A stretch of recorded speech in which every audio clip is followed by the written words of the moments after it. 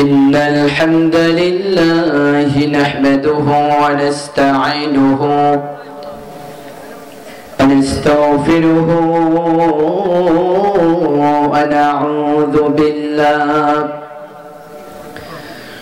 ونعوذ بالله من شرور أنفسنا ومن سيئات أعمالنا من يهده الله فلا مضل له ومن يضلل فلا هادي له ونشهد أن لا إله إلا الله وحده لا شريك له ونشهد أن محمدا عبده ورسوله أما بعد فأعوذ بالله من الشيطان الرجيم সকলে আমার সাথে জবান ছেড়ে দিয়ে পড়েন আউযু শাইতানির রাজীম বিসমিল্লাহির রহমানির রহিম لقد كان لكم في رسول الله أسوة حسنة قال النبي صلى الله عليه وسلم المرء مع من أحبه إن الله وملائكته يصلون على النبي يا أيها الذين آمنوا صلوا عليه وسلموا تسليما اللهم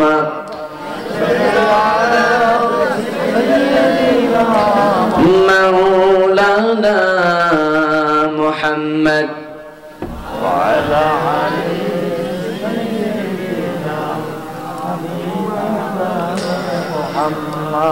हीरा होते हेले दूले नूरानी तो नूर के आशे है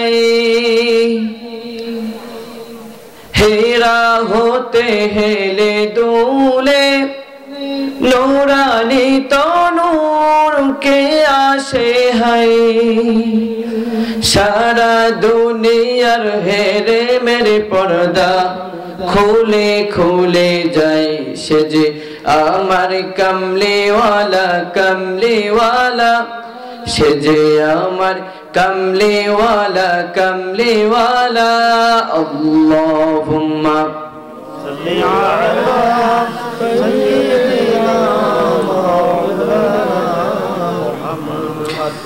व अला आलि सय्यिदिना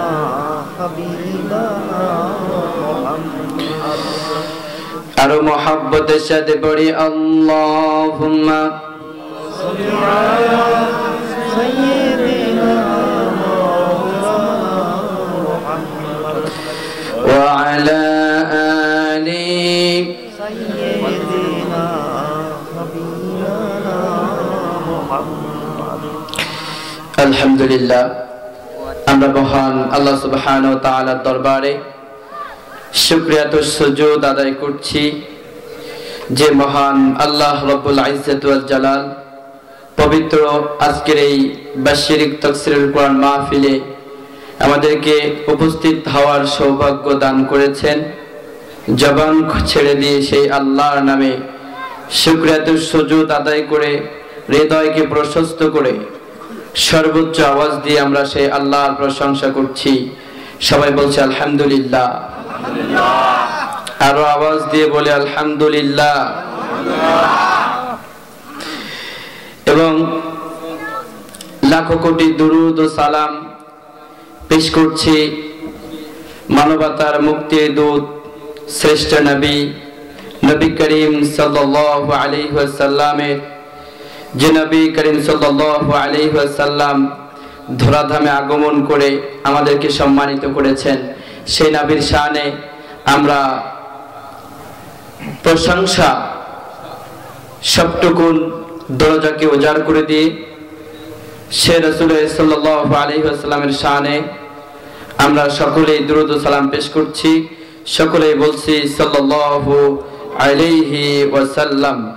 আওয়াজ করে বলি সাল্লাল্লাহু আলাইহি ওয়াসাল্লাম। সম্মানিত হাজিরিন, আমরা আজকের এই ময়দানে হাজির হতে পেরে আমরা খুশি না বেজার? মনে হয় না? একটু আওয়াজ দিয়ে বলেন না। খুশি, আমরা সবাই খুশি। খুশি কিনা? এজন্য আল্লাহর প্রশংসা আরো একবার আদায় করছি, বলছি আলহামদুলিল্লাহ। ভাইরা আমার, আমাদেরকে সুস্থ রেখেছে কে? সব সময় আমাদেরকে সুস্থ রাখে কে? আমাদেরকে যে আল্লাহ সুস্থ রেখেছেন তারই তো প্রশংসা করা দরকার, ঠিক কিনা? এজন্য আমরা আল্লাহর প্রশংসা করব, অন্য কারো প্রশংসা করা যাবে না। আল্লাহর প্রশংসা করলে আমাদের লাভ না লস? এজন্য বেশি বেশি প্রশংসা করব কার? আওয়াজ করে বলেন না কার? এজন্য আওয়াজ করে বলেন আলহামদুলিল্লাহ। তাকবীর দেন, লিল্লাহি তাকবীর, লিল্লাহি তাকবীর, লিল্লাহি তাকবীর। আল্লাহ সুবহানাহু ওয়া তাআলা আমাদের সকলকে কোরআনের জন্য যেন কবুল করে, আমরা সবাই বলছি আমিন। সম্মানিত হাজিরিন, আজকে একটি আয়াতে কালিমা আমি তেলাওয়াত করেছি। আপনারা অনেকেই আমার আলোচনার বিষয়বস্তুটা ইতিপূর্বেই বুঝতে পেরেছেন না? আমি আজকে মূলত আলোকপাত করব বিশ্বনবী দুজাহানের বাদশা রাসূলুল্লাহ আহমদে মুস্তাফা মুহাম্মদে মুস্তাফা সাল্লাল্লাহু আলাইহি ওয়াসাল্লামের জাত, তার সিফাত নিয়ে ইনশাআল্লাহ। কেমন ছিলেন আমাদের নবী জানার দরকার আছে না নাই? কেমন ছিলেন আমাদের নবী এটা যদি আমরা জানি, তিনি যেমন যেমন করে চলতেন, যেমন যেমন করে কথা বলতেন, যেমনটা ছিল তার বিহেভিয়ার, তার আচরণ, এই আচরণ গুণাবলীগুলো আমাদের ভিতরে থাকলে আজকে আমাদের সমাজটা আরো সুন্দর হয়ে যেত, ঠিক কিনা? আমাদের চরিত্রটা রাসূলের মতো হওয়া দরকার আছে না নাই? আছে। আল্লাহ কবুল করুন, বলেন আমিন। আল্লাহ রাব্বুল আলামিন তার হাবিবকে এতটা সম্মান দান করেছেন, দুনিয়াতেও আল্লাহর হাবিবের যে মর্যাদা দিয়েছেন, কিয়ামত পর্যন্ত আল্লাহর হাবিবের চাইতে মর্যাদাবান মানুষ আর পৃথিবীতে কখনো আসবে না। পৃথিবীতে সব মানুষ তাকে সম্মান করত। নবুয়ত পাওয়ার পূর্বে কাফেররা তাকে আল আমিন উপাধি দিয়েছিল, এতটা সত্যবাদী ছিলেন। মক্কার কাফেরদের লিডারদের কাছে কেউ আমানত কিছু না রাখলে মুহাম্মাদের কাছে তাদের গোপন এবং দামি জিনিসপত্রগুলা বিশ্বনবীজির কাছে নির্দ্বিধায় নির্ভয়ে তাদের গোপন জিনিসপত্রগুলা রাসূলের কাছে আমানত রাখত। সুবহানাল্লাহ বলেন। শুধু তাই নয়, আল্লাহর হাবিবের বন্ধুদের সাথে যেমন সম্পর্ক ছিল, বন্ধুরা যেমন করে বিশ্বনবীকে বড্ড পছন্দ করত, কাফের বেদিন আর মুশরিকগুলা আমানতদারিতার ক্ষেত্রে আমার হাবিবকে বড্ড পছন্দ করত। বিশ্বস্ততার ক্ষেত্রে বিশ্বনবীকে বড্ড পছন্দ করতেন। সুবহানাল্লাহ বলেন। বুখারীর একটি বর্ণনা এসেছে, বিশ্বনবীজির অন্যতম শত্রু ছিলেন আবু সুফিয়ান, মক্কার একজন কঠোর লিডার, আর হেরাক্লিয়াস একজন রাষ্ট্রপ্রধান ছিলেন। বিশ্বনবীর দাওয়াত পত্র পাওয়ার সাথে সাথে তার মাথা গরম হয়ে গেছে, কিন্তু বিশ্বনবীর সত্যবাদীদের ক্ষেত্রে তিনি বিশ্বনবীর কাছে মাথা নত করেছে। সুবহানাল্লাহ বলতেন না? স্টেজে মেহেরবানি করে কথা বলবেন না। হ্যাঁ, ভাইরা আমার, শুধু তাই নয়, আল্লাহ তাআলা তার যেই বন্ধুকে দুনিয়াতে তো সম্মান দান করেছেন, আল্লাহ বললেন, ও নবী, কাফের বেদিন আর মুশরিকগুলা আপনার হাতে ঈমান আনয়ন না করলেও ও নবী ওরা যতটা আপনারে ভালোবাসে, ওরা আপনারে এত সম্মান করে, ও নবী ওরা যে শুধু সম্মান করে তা নয়, আমি আল্লাহও আপনারে বড় সম্মান করি। আল্লাহ রাব্বুল আলামিন শুধু সম্মান করতেনই না, তার ব্যাপারে আল্লাহ কোরআনে একটা সার্টিফিকেট দিয়েছেন। সুবহানাল্লাহ বলেন। রাব্বুল আলামিন কোরআনের ভিতরে 68 নম্বর সূরা সূরাতুল কলামের 4 নম্বর আয়াতের ভিতরে আল্লাহ তাআলা বলেন, ও নবী আমি আল্লাহ আপনাকে জানিয়ে দিলাম, ওয়া ইন্নাকা লাআলা খুলুকিন আযীম। ও নবী আমি জানিয়ে দিলাম গো নবী, ওয়া ইন্নাকা লাআলা খুলুকিন আযীম, ও নবী আপনাকে এমন চরিত্র দান করেছি, ওই চরিত্রটা মহান চরিত্র। ও নবী আপনার চরিত্রের ব্যাপারে যে শব্দ চয়ন আমি আল্লাহ কোরআনের ভিতরে করেছি, অন্য কোন নবীর ব্যাপারে এই শব্দ চয়ন করি নাই। কোন নবীর চরিত্রের ব্যাপারে আল্লাহ রাব্বুল আলামিন কোরআনের কোথাও আযীম শব্দ ব্যবহার করেন নাই, কিন্তু আমাদের নবীর ব্যাপারে আল্লাহ আযীম শব্দ ব্যবহার করেছেন। সুবহানাল্লাহ। তার মানে শুধু চরিত্রই না, মহান চরিত্রের গুণাবলী দিয়ে আল্লাহ তাকে পৃথিবীতে প্রেরণ করেছেন। সুবহানাল্লাহ বলেন। কতটা মহান, কতটা চমৎকার চরিত্র দিয়ে আল্লাহ তার হাবিবকে প্রেরণ করেছেন।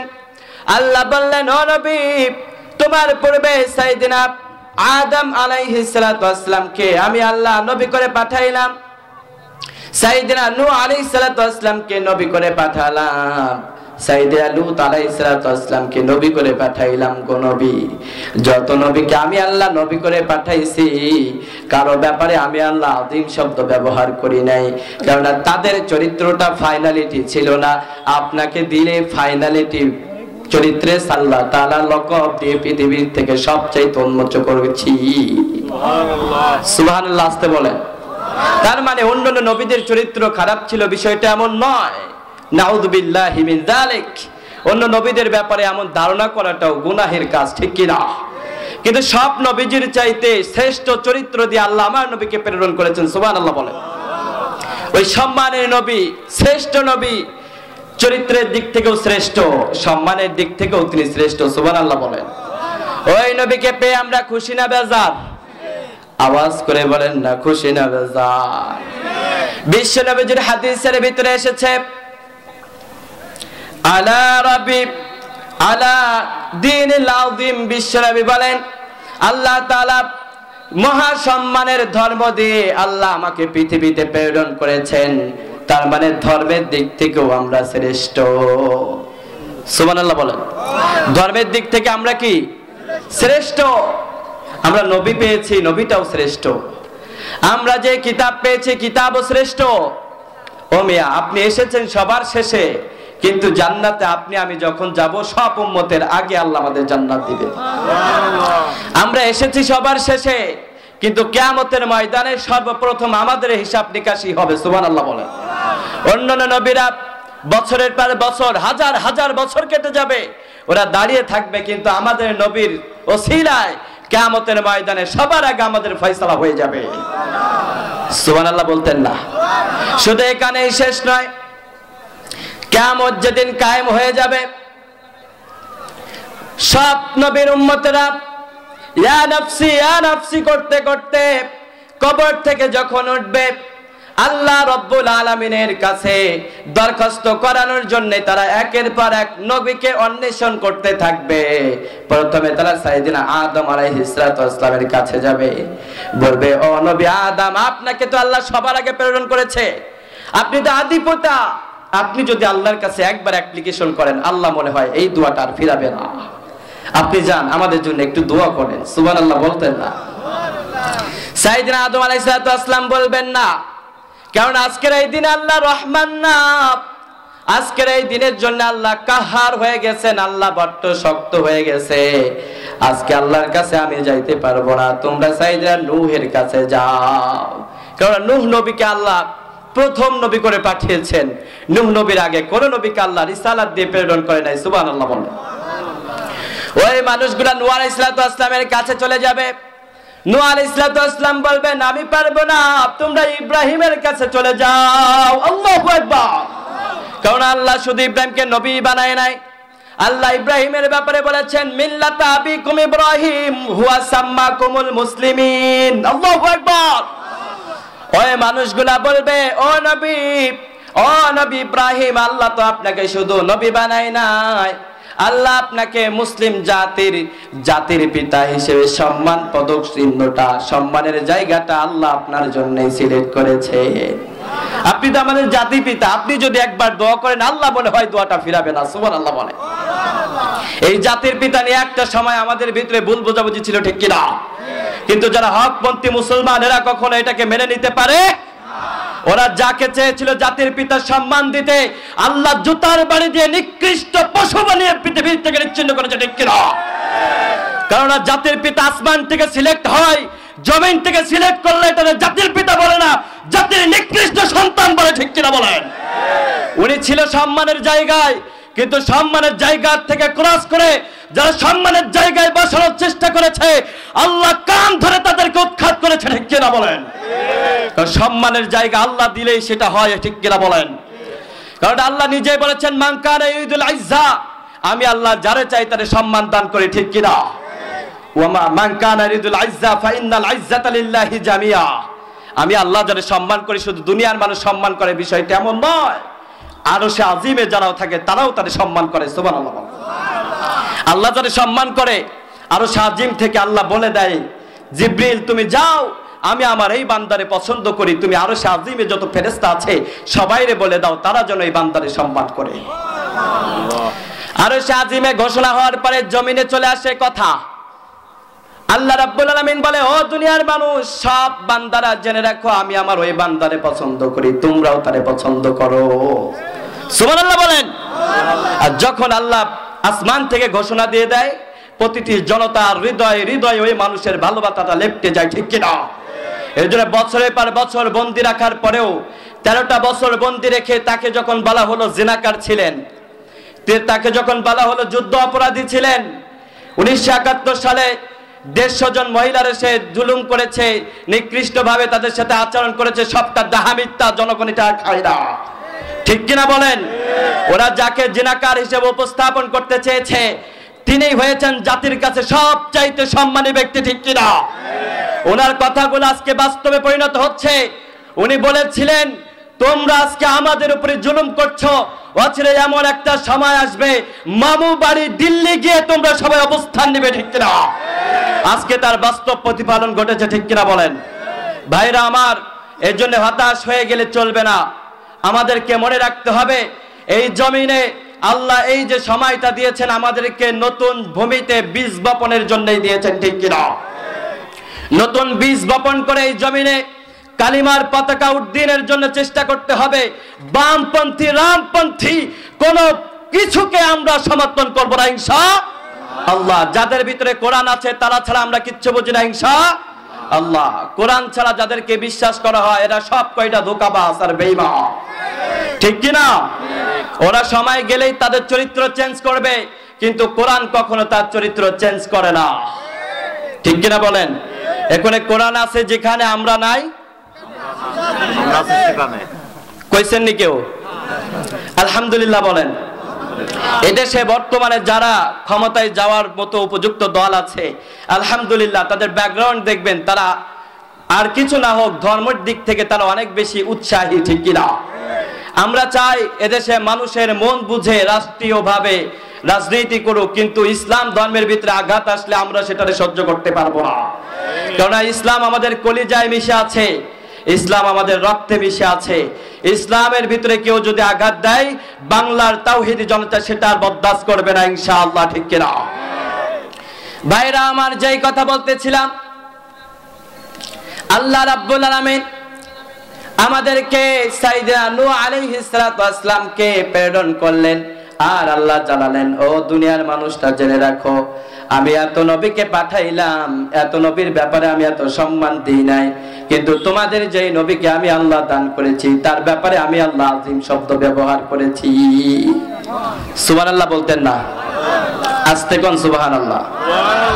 এই জন্য কিয়ামতের ময়দানে সব মানুষ হন্যে হয়ে ইব্রাহিম আলাইহিস সালামের দরবারে যাওয়ার পরে ইব্রাহিম আলাইহিস সালাম বলে দিবেন, আজকের এই দিনে আমি আল্লাহর কাছে অ্যাপ্লিকেশন করতে পারবো না, তোমরা অন্য কোন নবীর কাছে চলে যাও। আল্লাহু আকবার বলেন।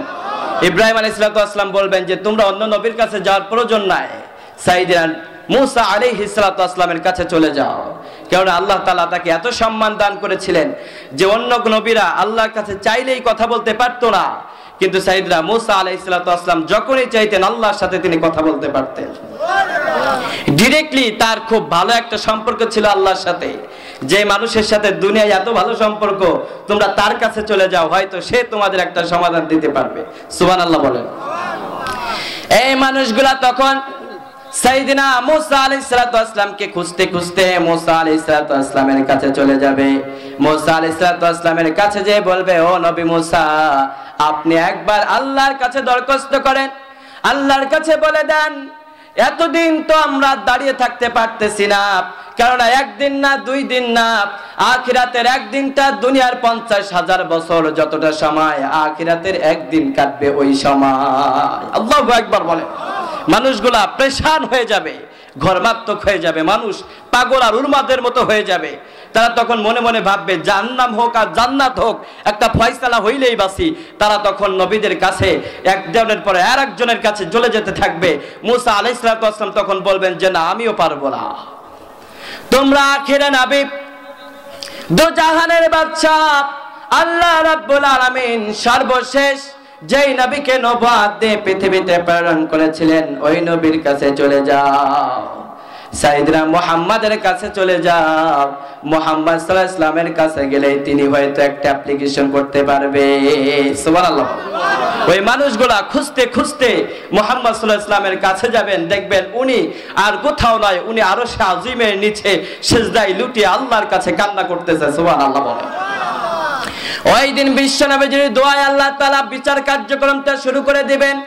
ও ভাইরা আমার, এই কথা বলাটা আমার একটাই উদ্দেশ্য, যে কিয়ামতের ময়দানে কোন নবীরা আল্লাহর কাছে অ্যাপ্লিকেশন করার মতো সাহস পাবে না, কোন নবীরা সেদিন আল্লাহর কাছে কথা বলার মতো সাহস পাবে না। আমার নবীর দোয়াটা করার সাথে সাথে সেই দিন আল্লাহ কবুল করে নিবে। এজন্য ওই নবীর উম্মত হতে পেরে আমরা খুশি না বেজার? সম্মানের দিক থেকেও তিনি শ্রেষ্ঠ, মর্যাদার দিক থেকে শ্রেষ্ঠ, নবুয়তের দিক থেকে তিনি শ্রেষ্ঠ নবী। তারপরে আর কোন নবী আসবে না। আমাদের নবীর পরে আর কোন নবী আসবে নাকি? না। মা কানা মুহাম্মাদুন আবা আহাদিম মির রিজালিকুম ওয়ালাকিন রাসূলুল্লাহ ওয়া খাতামান নাবিয়্যিন। সুবহানাল্লাহ বলেন। রব্বুল আলামিন বলেন তিনি শেষ নবী, তিনি আখিরি নবী। তারপরে আর কোন নবীকে আমি আল্লাহ পৃথিবীতে নবুয়ত দান করব না, তারপরে আর কোন নবীকে আমি আল্লাহ পাঠাবো না, তারপরে আমি আল্লাহ নবুয়তের পথটাকে আমি আল্লাহ বন্ধ করে দিয়েছি। সুবহানাল্লাহ বলেন। তিনি শেষ নবী, তিনি আখিরে নবী। তিনি যখন আকাশের দিকে আঙ্গুল তুলে শাহাদাতের আঙ্গুল যখন ইশারা করতেন 4টা ভেঙে তখন 2 খণ্ড হয়ে যেত। সুবহানাল্লাহ বলেন। আমরা সেই নবীর উম্মত, ওই নবীর উম্মত হতে পেরে আমরা খুশি না বেজার? আলহামদুলিল্লাহ বলেন। বিশ্ব নবী সাল্লাল্লাহু আলাইহি ওয়াসাল্লামের কাছে কাফেরদের একটা দল চলে আসলো, বলল ও মুহাম্মদ, তুমি যদি সত্য নবী হয়ে থাকো, তুমি সত্য নবী না মিথ্যা নবী, আজকে সেটার প্রমাণ হয়ে যাবে।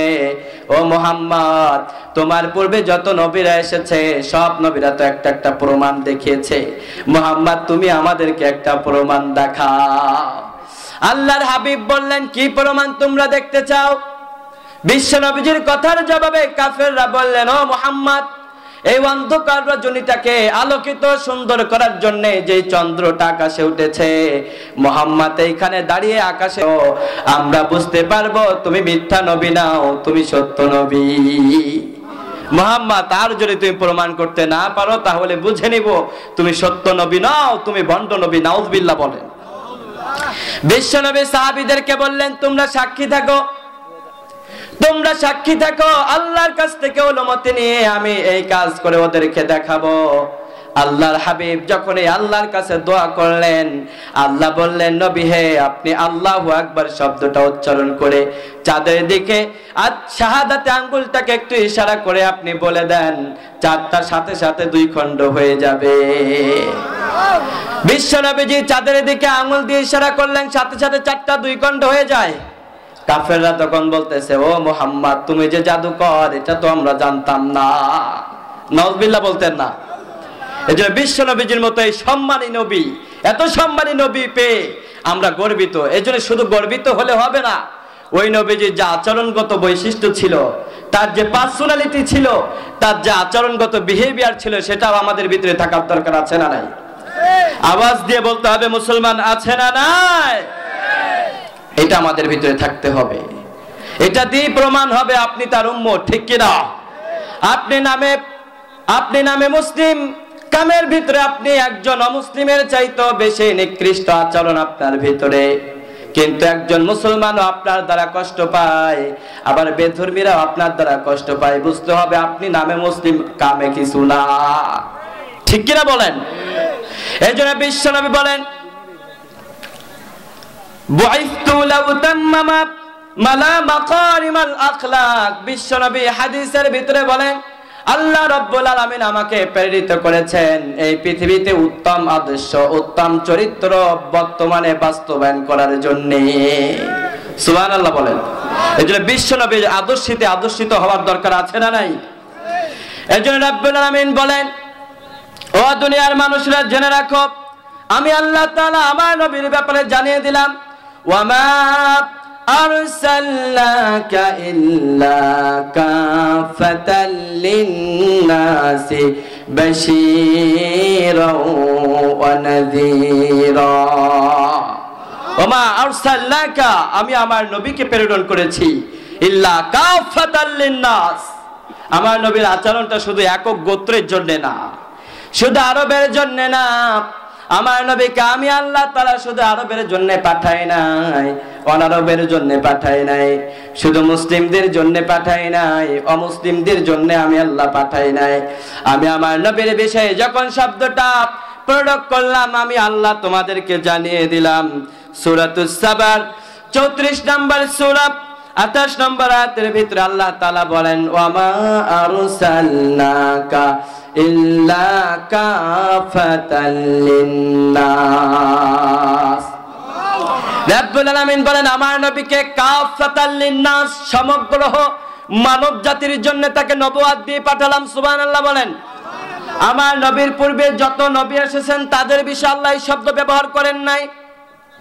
আল্লাহ তাদের বিষয় শব্দ ব্যবহার করেছেন কোন একটা কম ভিত্তিক, এরিয়া ভিত্তিক, একটা দেশ ভিত্তিক, কিন্তু আমার নবীর বিষয়ে আল্লাহ যখন শব্দ চয়ন করেছেন, আল্লাহ বলেছেন কাফাতাল লিন্নাস, নবী হে গোটা মানব জাতির জন্য আমি আল্লাহ আপনাকে নবী করে পাঠালাম।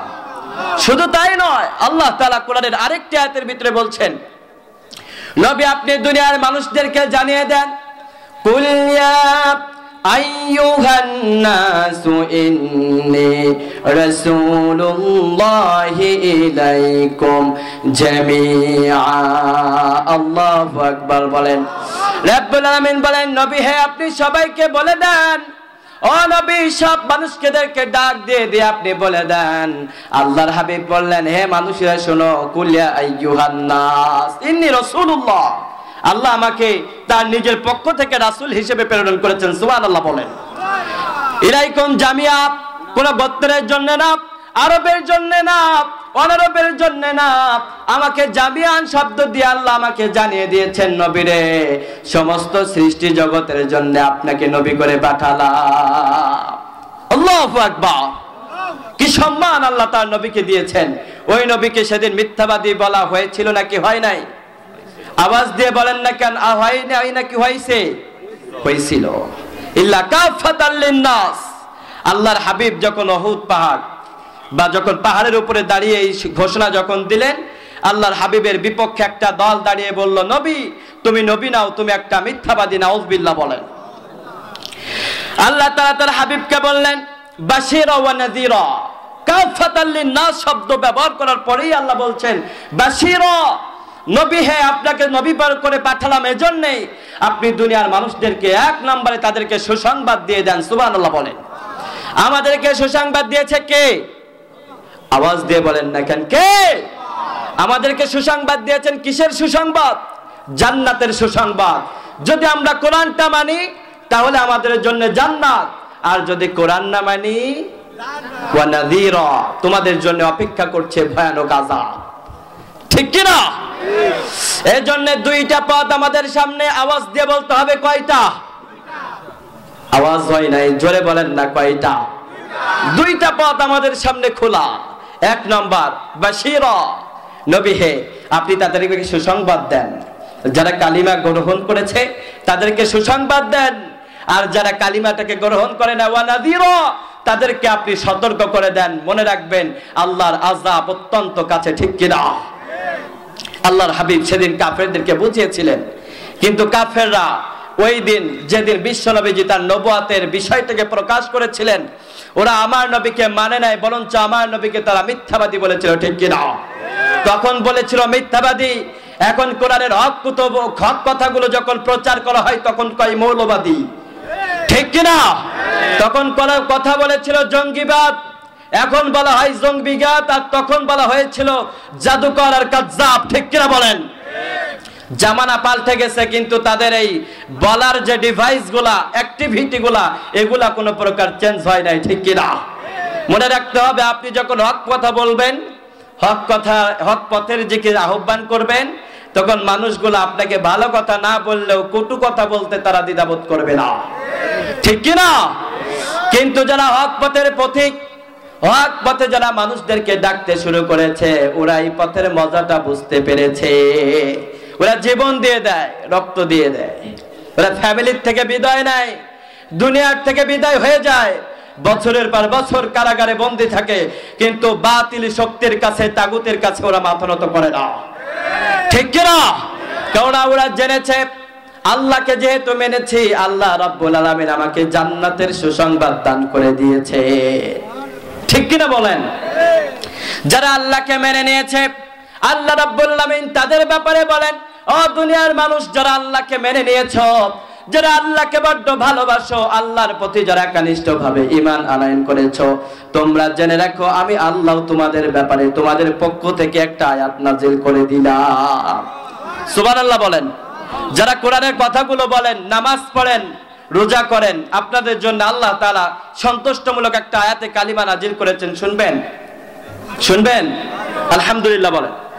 রাব্বুল আলামিন বলেন, আল্লাহু ওয়ালিয়্যুল্লাযীনা আমানু ইখরিজুহুম মিনায-যুলুমাতি ইলান-নূর।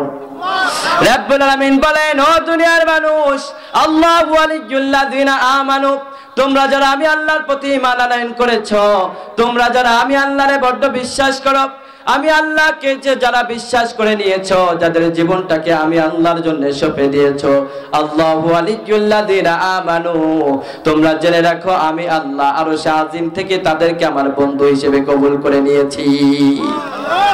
দুনিয়াতে কেউ যার তার বন্ধু হয়, কেউ তার অভিভাবক হয়, তখন তার পক্ষ থেকে একটা ডিরেকশন দেয়, একটা গাইডলাইন দিয়ে দেয়। ঠিক কিনা?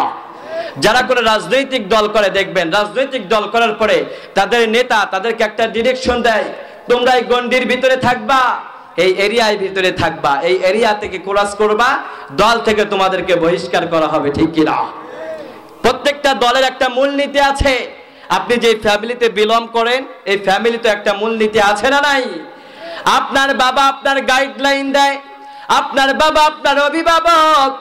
আর যখন আপনি আল্লাহর প্রতি ঈমান আনয়ন করেন, ভাইরা আমার, আল্লাহর প্রতি যখন আপনি ঈমান আনয়ন করেন, আল্লাহ রাব্বুল আলামিন বলেন, বান্দারে তোর অভিভাবক আমি আল্লাহ নিজেই হয়ে যায়।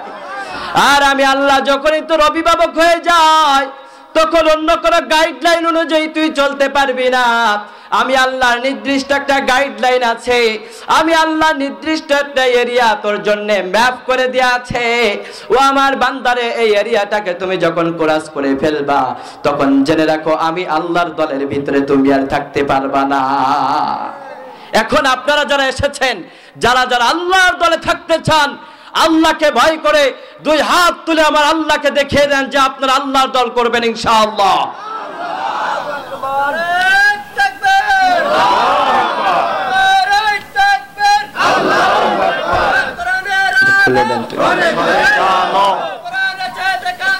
আমরা আসি শিকানে, আমরা আসি শিকানে।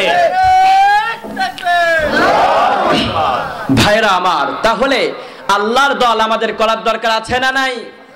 আল্লাহর দল আপনি কেমনে করবেন? আল্লাহ বলছেন দেখো তোমরা যেই ফ্যামিলিতে চলো, পিতা বাবা কি বলেন, তোরা আজকের থেকে ত্যায্য পুত্র করে দিলাম, যা তুই আমার কথা শুনিস না, তোর সাথে আমার কোনো রিলেশনশিপ নাই, ঠিক কিনা?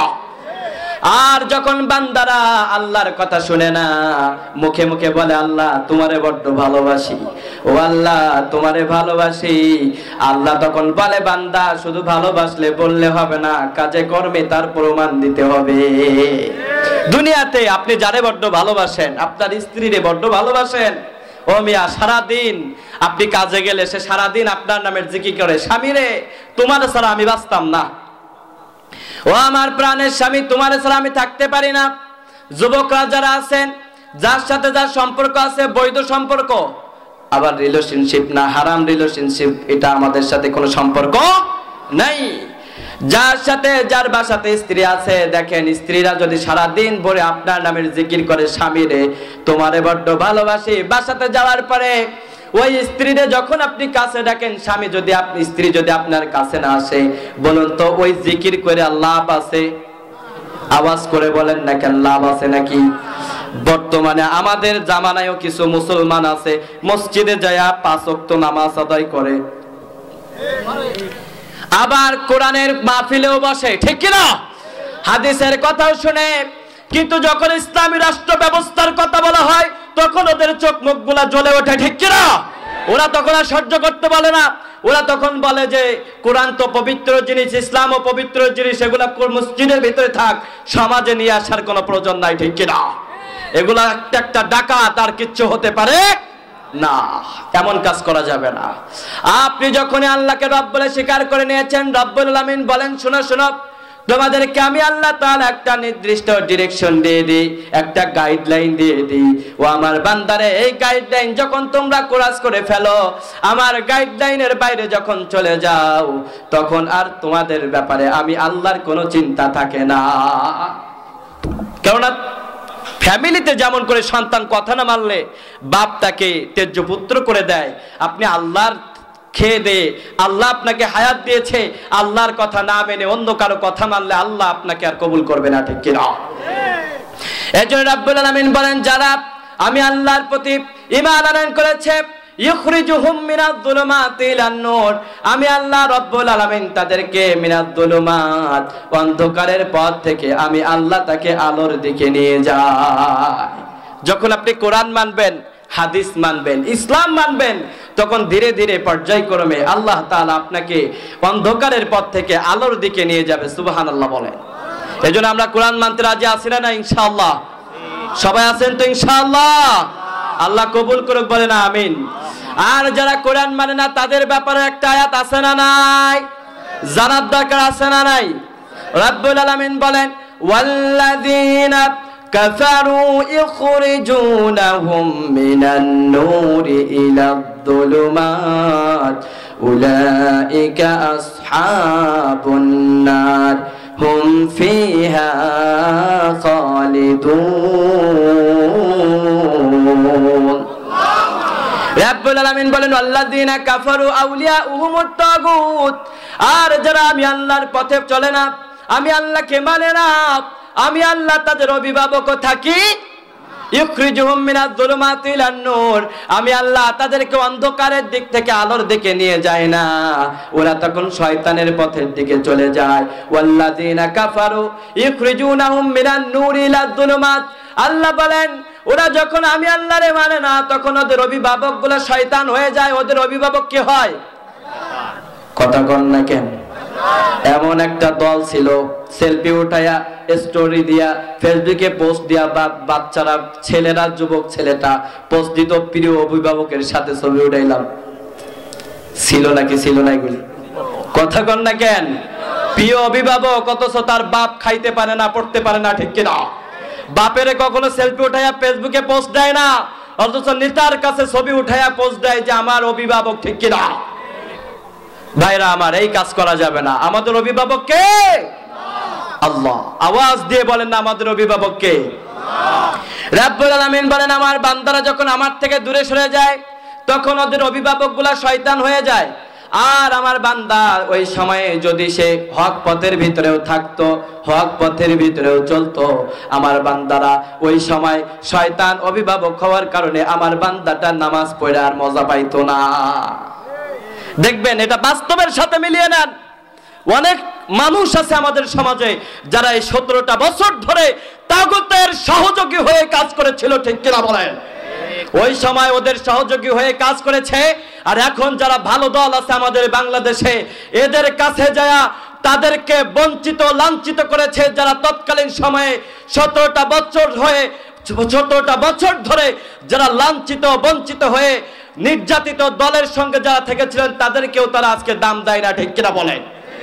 এদেরকে বুঝতে হবে এদের পরিচয়টা ভালো নয়, এদের একটাই পরিচয়, এদের পরিচয় হচ্ছে এরা মুনাফিক, ঠিক কিনা? এরা যেই দিকে স্রোত যায় ওই দিকে ছাতা ধরে, ঠিক কিনা বলেন? এদেরকে চিনে রাখতে হবে। যারা ওই সময় তাল দিয়েছিল ওরা এই সময় যারা ক্ষমতায় আসবে ওদেরও তাল দিতে শুরু করবে, ঠিক কিনা? এই সমস্ত মানুষের সাথে কোনো সম্পর্ক রাখা যাবে না। আমাদের চরিত্র হবে বিশ্বনবীর মতো, ঠিক কিনা? বিশ্বনবীর আদর্শই আমাদের আদর্শ হবে।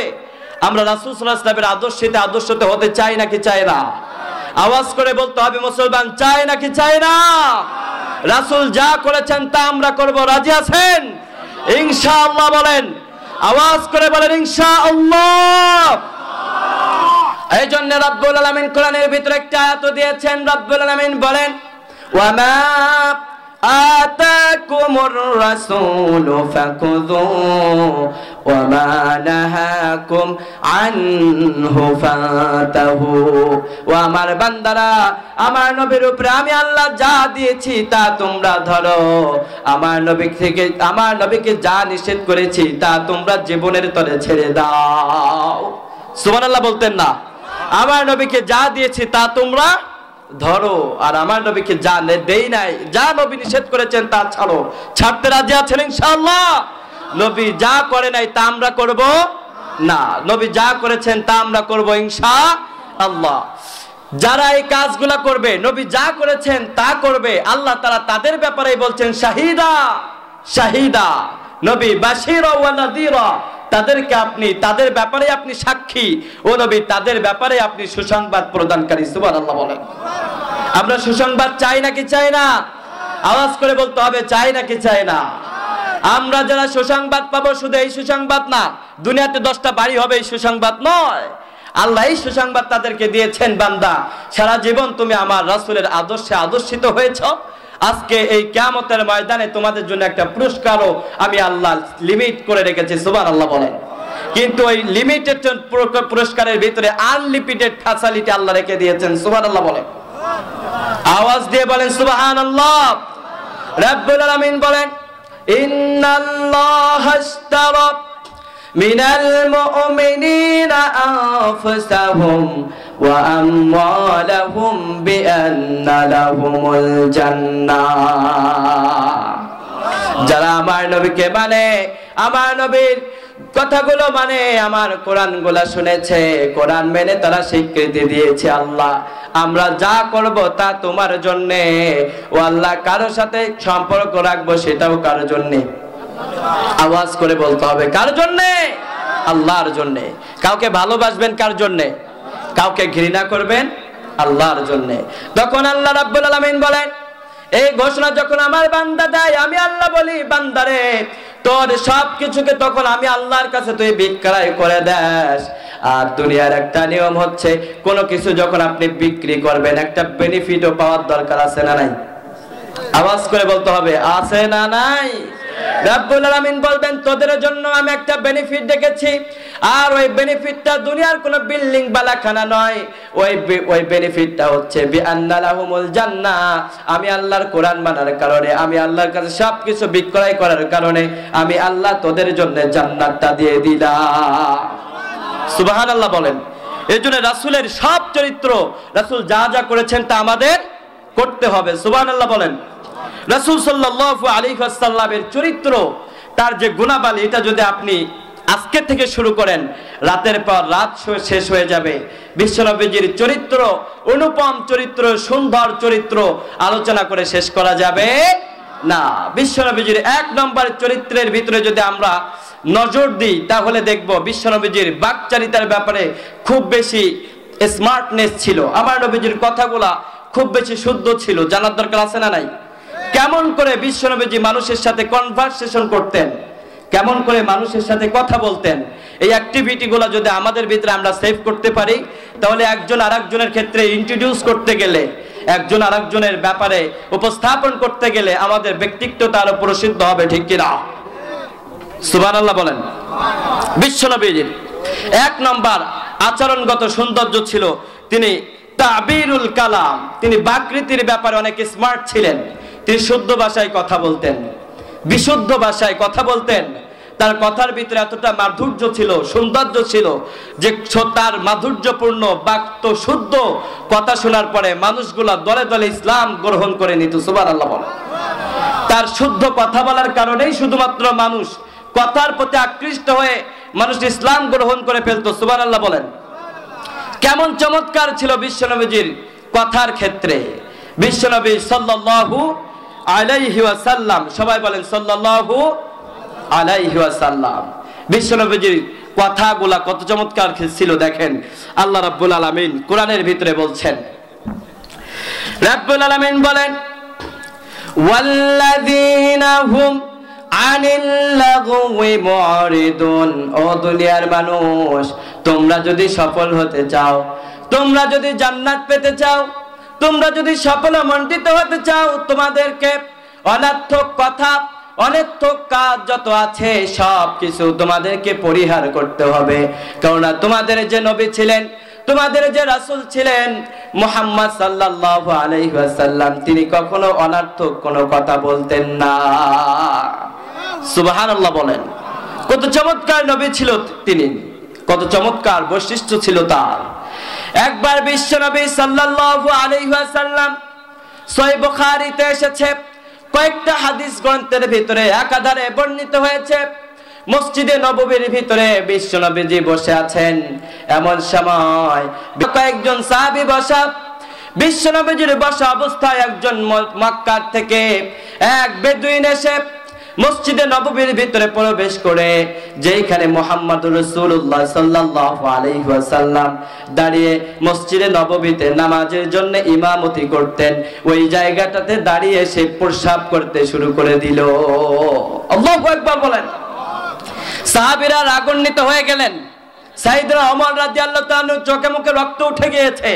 উনি বলছে, রাসূল আপনি শুধু একবার অনুমতি দিয়ে দিন, ওর গর্দানটা আর মাথায় থাকবে না, ওর গর্দানটা আমি জমিনের নিচে ফেলে দিব। আল্লাহু আকবার বলেন। মুহাম্মদ সাল্লাল্লাহু আলাইহি ওয়াসাল্লামের কথোপকথনগুলো ওই বেদুইন ব্যক্তিটা মসজিদে নববীর ভিতরে প্রস্রাব করা অবস্থায় তার এই রাসূলের সাথে সাহাবীদের কনভারসেশনের কথাগুলা তার কান পর্যন্ত পৌঁছে যাচ্ছে। বিশ্বনবীর সাহাবীরা যখন বললেন, ইয়া রাসূলুল্লাহ আপনি শুধু একবার অনুমতি দিয়ে দেন, ওর গর্দানটা জমিনের ভিতরে নামিয়ে দিব। আল্লাহর হাবিব বললেন, তোমরা চুপ থাকো, কেননা প্রস্রাব করার সময় কথা বলা যায় না। ওকে এক নাম্বার করতে দাও, ওকে ইস্তিনজা করতে দাও, কেননা তোমরা যদি ওকে বাধাগ্রস্ত করো তাহলে ওর শারীরিক কষ্ট হতে পারে। কেননা প্রস্রাবটা বন্ধ হয়ে গেলে কষ্ট হয় নাকি ভাল লাগে? কষ্ট হয়ে যায়। বিশ্বনবীজি বললেন সে শারীরিকভাবে অসুস্থ হয়ে যেতে পারে, তোমরা চিল্লাচিল্লি করো না, তাকে প্রস্রাব করতে দাও। আল্লাহু আকবার বলেন। ওই ইহুদি ব্যক্তিটা ওখানে দাঁড়িয়ে দাঁড়িয়ে রাসূলের সাথে সাহাবীদের কনভারসেশন গুলো উনি শুনতেছেন। এক পর্যায়ে ওই ব্যক্তিটা প্রস্রাব করার পরে বিশ্বনবীজি বিনয়ের সাথে তাকে তার কাছে ডাকলেন, বললেন শোনো, তুমি কি জানো না এইখানে দাঁড়িয়ে আমরা আমাদের রবের ইবাদতের জন্য আল্লাহর ধ্যানে জ্ঞানে আমরা মগ্ন হয়ে যাই। তুমি যেই মসজিদের ভিতরে প্রসাব করলা, এখানে দাঁড়িয়ে তো আমরা আমাদের রবের সাথে কথা বলি। এটা আমাদের পবিত্র ধর্ম, আর পবিত্র ধর্মের উপাসনালয় হচ্ছে মসজিদে নববী। সুবহানাল্লাহ বলে। তুমি এখানে এসে প্রসাব করলা, এটা কি তোমার ঠিক হয়েছে? একজন সাহাবীকে বিশ্বনবীজি বললেন, এক বালতি পানি আনো। কুয়ার থেকে এক বালতি পানি আনা হলো।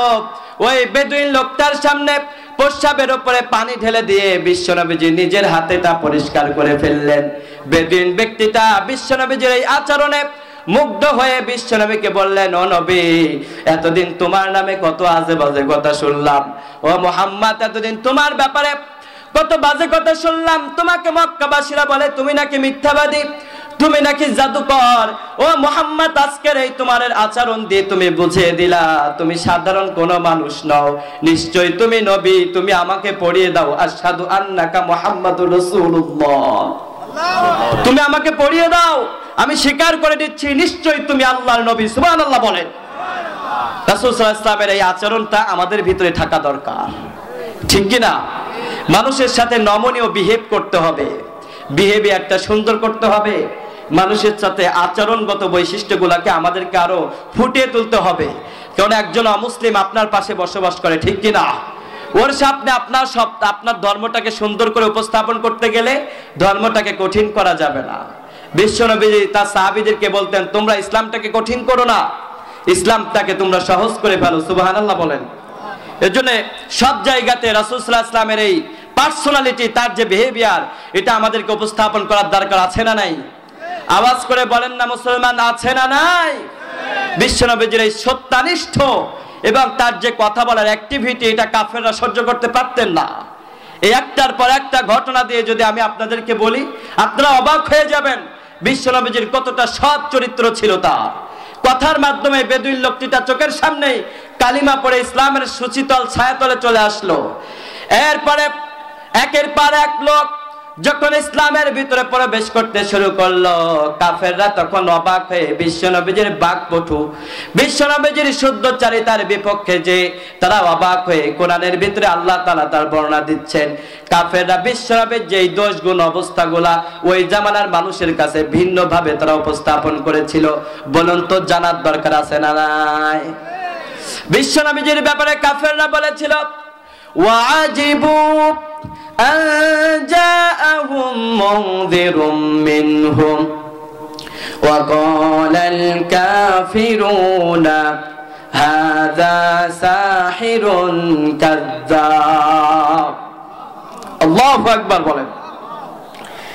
বিশ্বনবীর ব্যাপারে কাফেররা বলল, শুনো শুনো, ওয়াজিবু আন জাআহুম মুনযিরুম মিনহুম ওয়া ক্বালা আল কাফিরুন, হে কাফেররা শুনে রাখো, ওই যে মুহাম্মদ দেখো, ওই মুহাম্মদ কোন নবী নয়, নিশ্চয়ই সে একজন মিথ্যাবাদী, একজন কবি, সাহির, তিনি একজন কবি, নিশ্চয়ই কাযযাব, সে একজন মিথ্যাবাদী। নাউযুবিল্লাহ বলেন। তারা যখন দেখলো একটার পর একটা মানুষ রাসূলের কথা শুনে ইসলামের ভিতরে প্রবেশ করছে, এটাকে যেমনে হোক এর ভিতরে একটা ওয়াল খাড়া করে দিতে হবে, যেন কোনো মানুষ আর নতুন করে ইসলামের ভিতরে প্রবেশ করতে না পারে। নাউযুবিল্লাহ বলেন।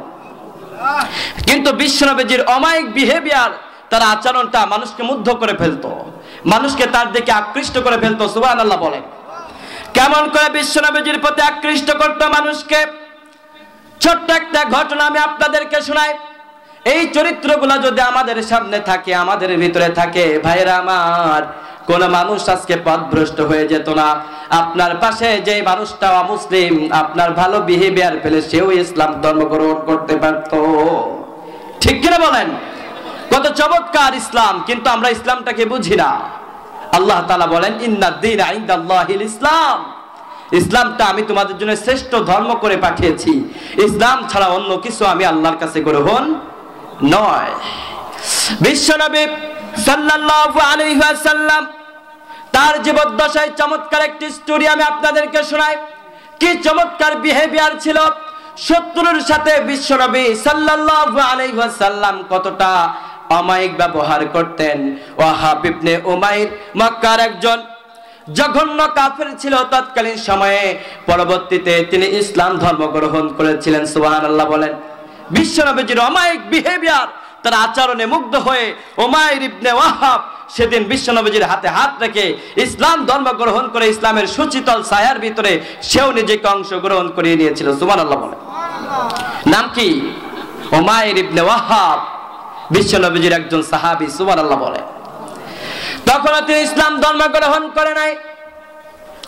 বদরের জিহাদে একটার পর একটা মুসলিমকে ধরে ধরে কাফেরদেরকে যখন একটার পর একটা অমুসলিমদেরকে ধরে ধরে মুসলিমরা যখন তাদেরকে কচুকাটা করতেছিল, তাদেরকে যখন অবস্থা নাস্তানাবুদ করে ফেলছিল, যখন তাদের অবস্থা প্রায় যায় অবস্থা, ওই সময় উমাইর ইবনে ওয়াহাব তৎকালীন সময়ে তিনি কাফের ছিলেন, পরবর্তীতে তিনি ইসলাম ধর্ম গ্রহণ করেছিলেন। কিন্তু তিনি নিজেই বর্ণনা করছেন, যখন আমি দেখলাম ও বদরের জিহাদে আমাদের অবস্থা খুব শোচনীয়, আমাদের লিডার আবু জাহেলকে যখন হত্যা করা হলো এবং আমাদের বড় বড় লিডারদেরকে যখন হত্যা করা হলো, তখন আমি উমাইর ইবনে ওয়াহাব দৌড়ে পালানোর জন্য পথ খুঁজতে লাগলাম। আল্লাহু আকবার বলেন। উনি পালানোর সময় ভুলক্রমে উনার সন্তান ওয়াহাবকে মুসলিম বাহিনীর হাতে ছেড়ে দিয়ে উনি দৌড়ে কোন রকমে নিজের প্রাণ বাঁচিয়ে মক্কাতে চলে আসলেন। মক্কাতে আসার পরে উমাইর ইবনে ওয়াহাব বড় চিন্তাগ্রস্ত হয়ে গেছে, কারণ কলিজার টুকরা সন্তানকে বিপদে ফেলে কোন পিতা মাতা কি সুখে শান্তিতে থাকতে পারে নাকি? কথা কন না কেন? সুখে শান্তিতে থাকতে পারে না। উমাইর ইবনে ওয়াহাব বাসাতে এসে ঘুমাতে পারে না, বসেও শান্তি পায় না, কোন কার্যক্রমের ভিতরে তিনি মনোযোগ দিয়ে কাজকর্ম করতে পারে না। উমাইর ইবনে ওয়াহাব বাধ্য হয়ে মনে মনে ভাবলেন, আমাদের যে দেবদেবীগুলো আছে ওই দেবদেবীর কাছে যে যদি একটু প্রার্থনা করা হয় তাহলে মনে হয় দেবদেবী আমাদের দিকে নজর দিলে আমার কলিজার টুকরা সন্তানটাকে আমি আমার বাসায় ফিরিয়ে নিয়ে আসতে পারবো। নাউজুবিল্লাহ বলেন। দেবদেবী কি আমাদের কোনো উপকারে আসতে পারে না? কোন বেধর্মী ভাইয়েরা মনে কষ্ট নেবেন না। সাইয়েদনা ইব্রাহিম আলাইহিস সালামের ভিতরে আমাদের জন্য একটা শিক্ষা আছে দেবদেবীর বিষয়ে, ঠিক কিনা? ইব্রাহিম আলাইহিস সালাম যখন দেখলেন ওনার নিজের পিতা নিজের হাতে মূর্তিগুলারে তৈরি করে, আবার ওই মূর্তি তার সামনে মাথা নত করে, জীবনে সব চাওয়া পাওয়া গুলা তার কাছে শেয়ার করে, ইব্রাহিম আলাইহিস সালাম মনে মনে বললেন যে যারে নিজের হাতে তৈরি করছে এটা আবার রব হয় কেমনে, ঠিক কিনা?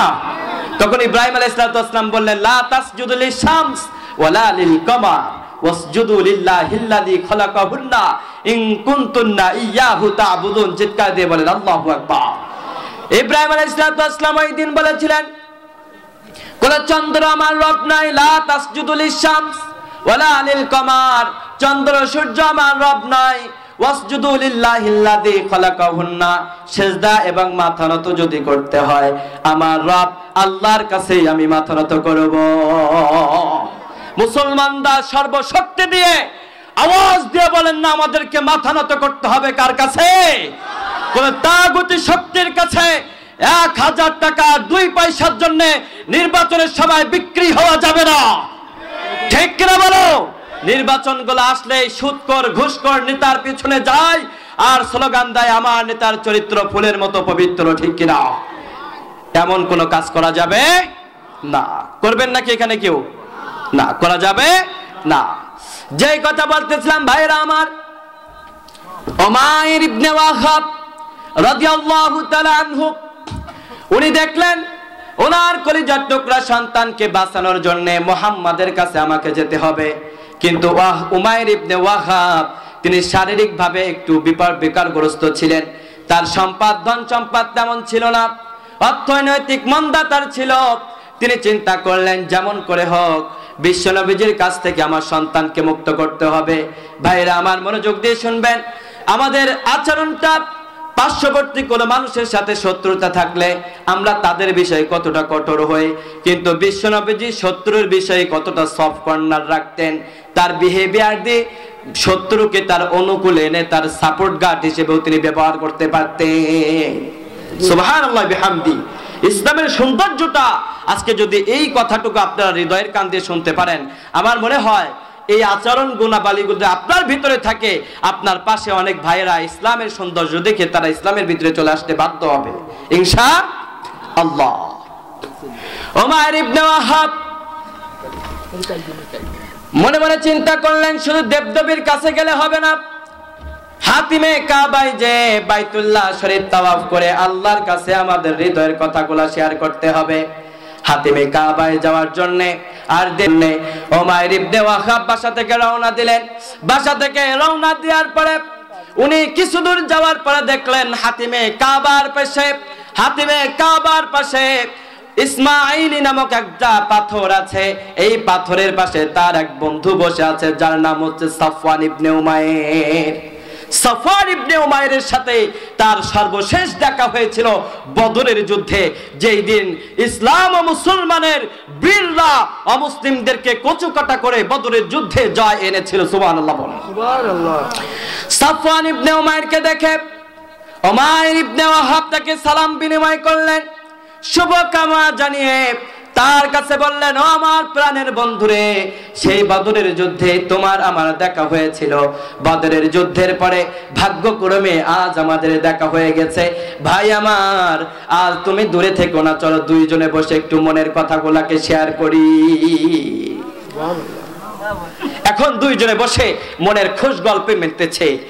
একজন বলতেছে, ভাই দেখো, বদরের জিহাদে মুসলিম বাহিনী আমাদের নেতাদেরকে কচুকাটা করে ফেলেছে, আমাদের যুবক সন্তানদেরকে তাদের হাতে বন্দী রেখে এখন একটা দিনও আমাদের ভালো কাটে না, কেননা ইসলাম ও মুসলমানদের কারাগারের ভিতরে আমাদের যুবক সন্তানগুলা বন্দী। ও সাফওয়ান ইবনে উমাইর, যুবক সন্তানগুলা যদি মুসলমানদের হাতে বন্দী থাকে তাহলে কেমন করে তার পিতামাতা ভালো থাকে রে উমাইর?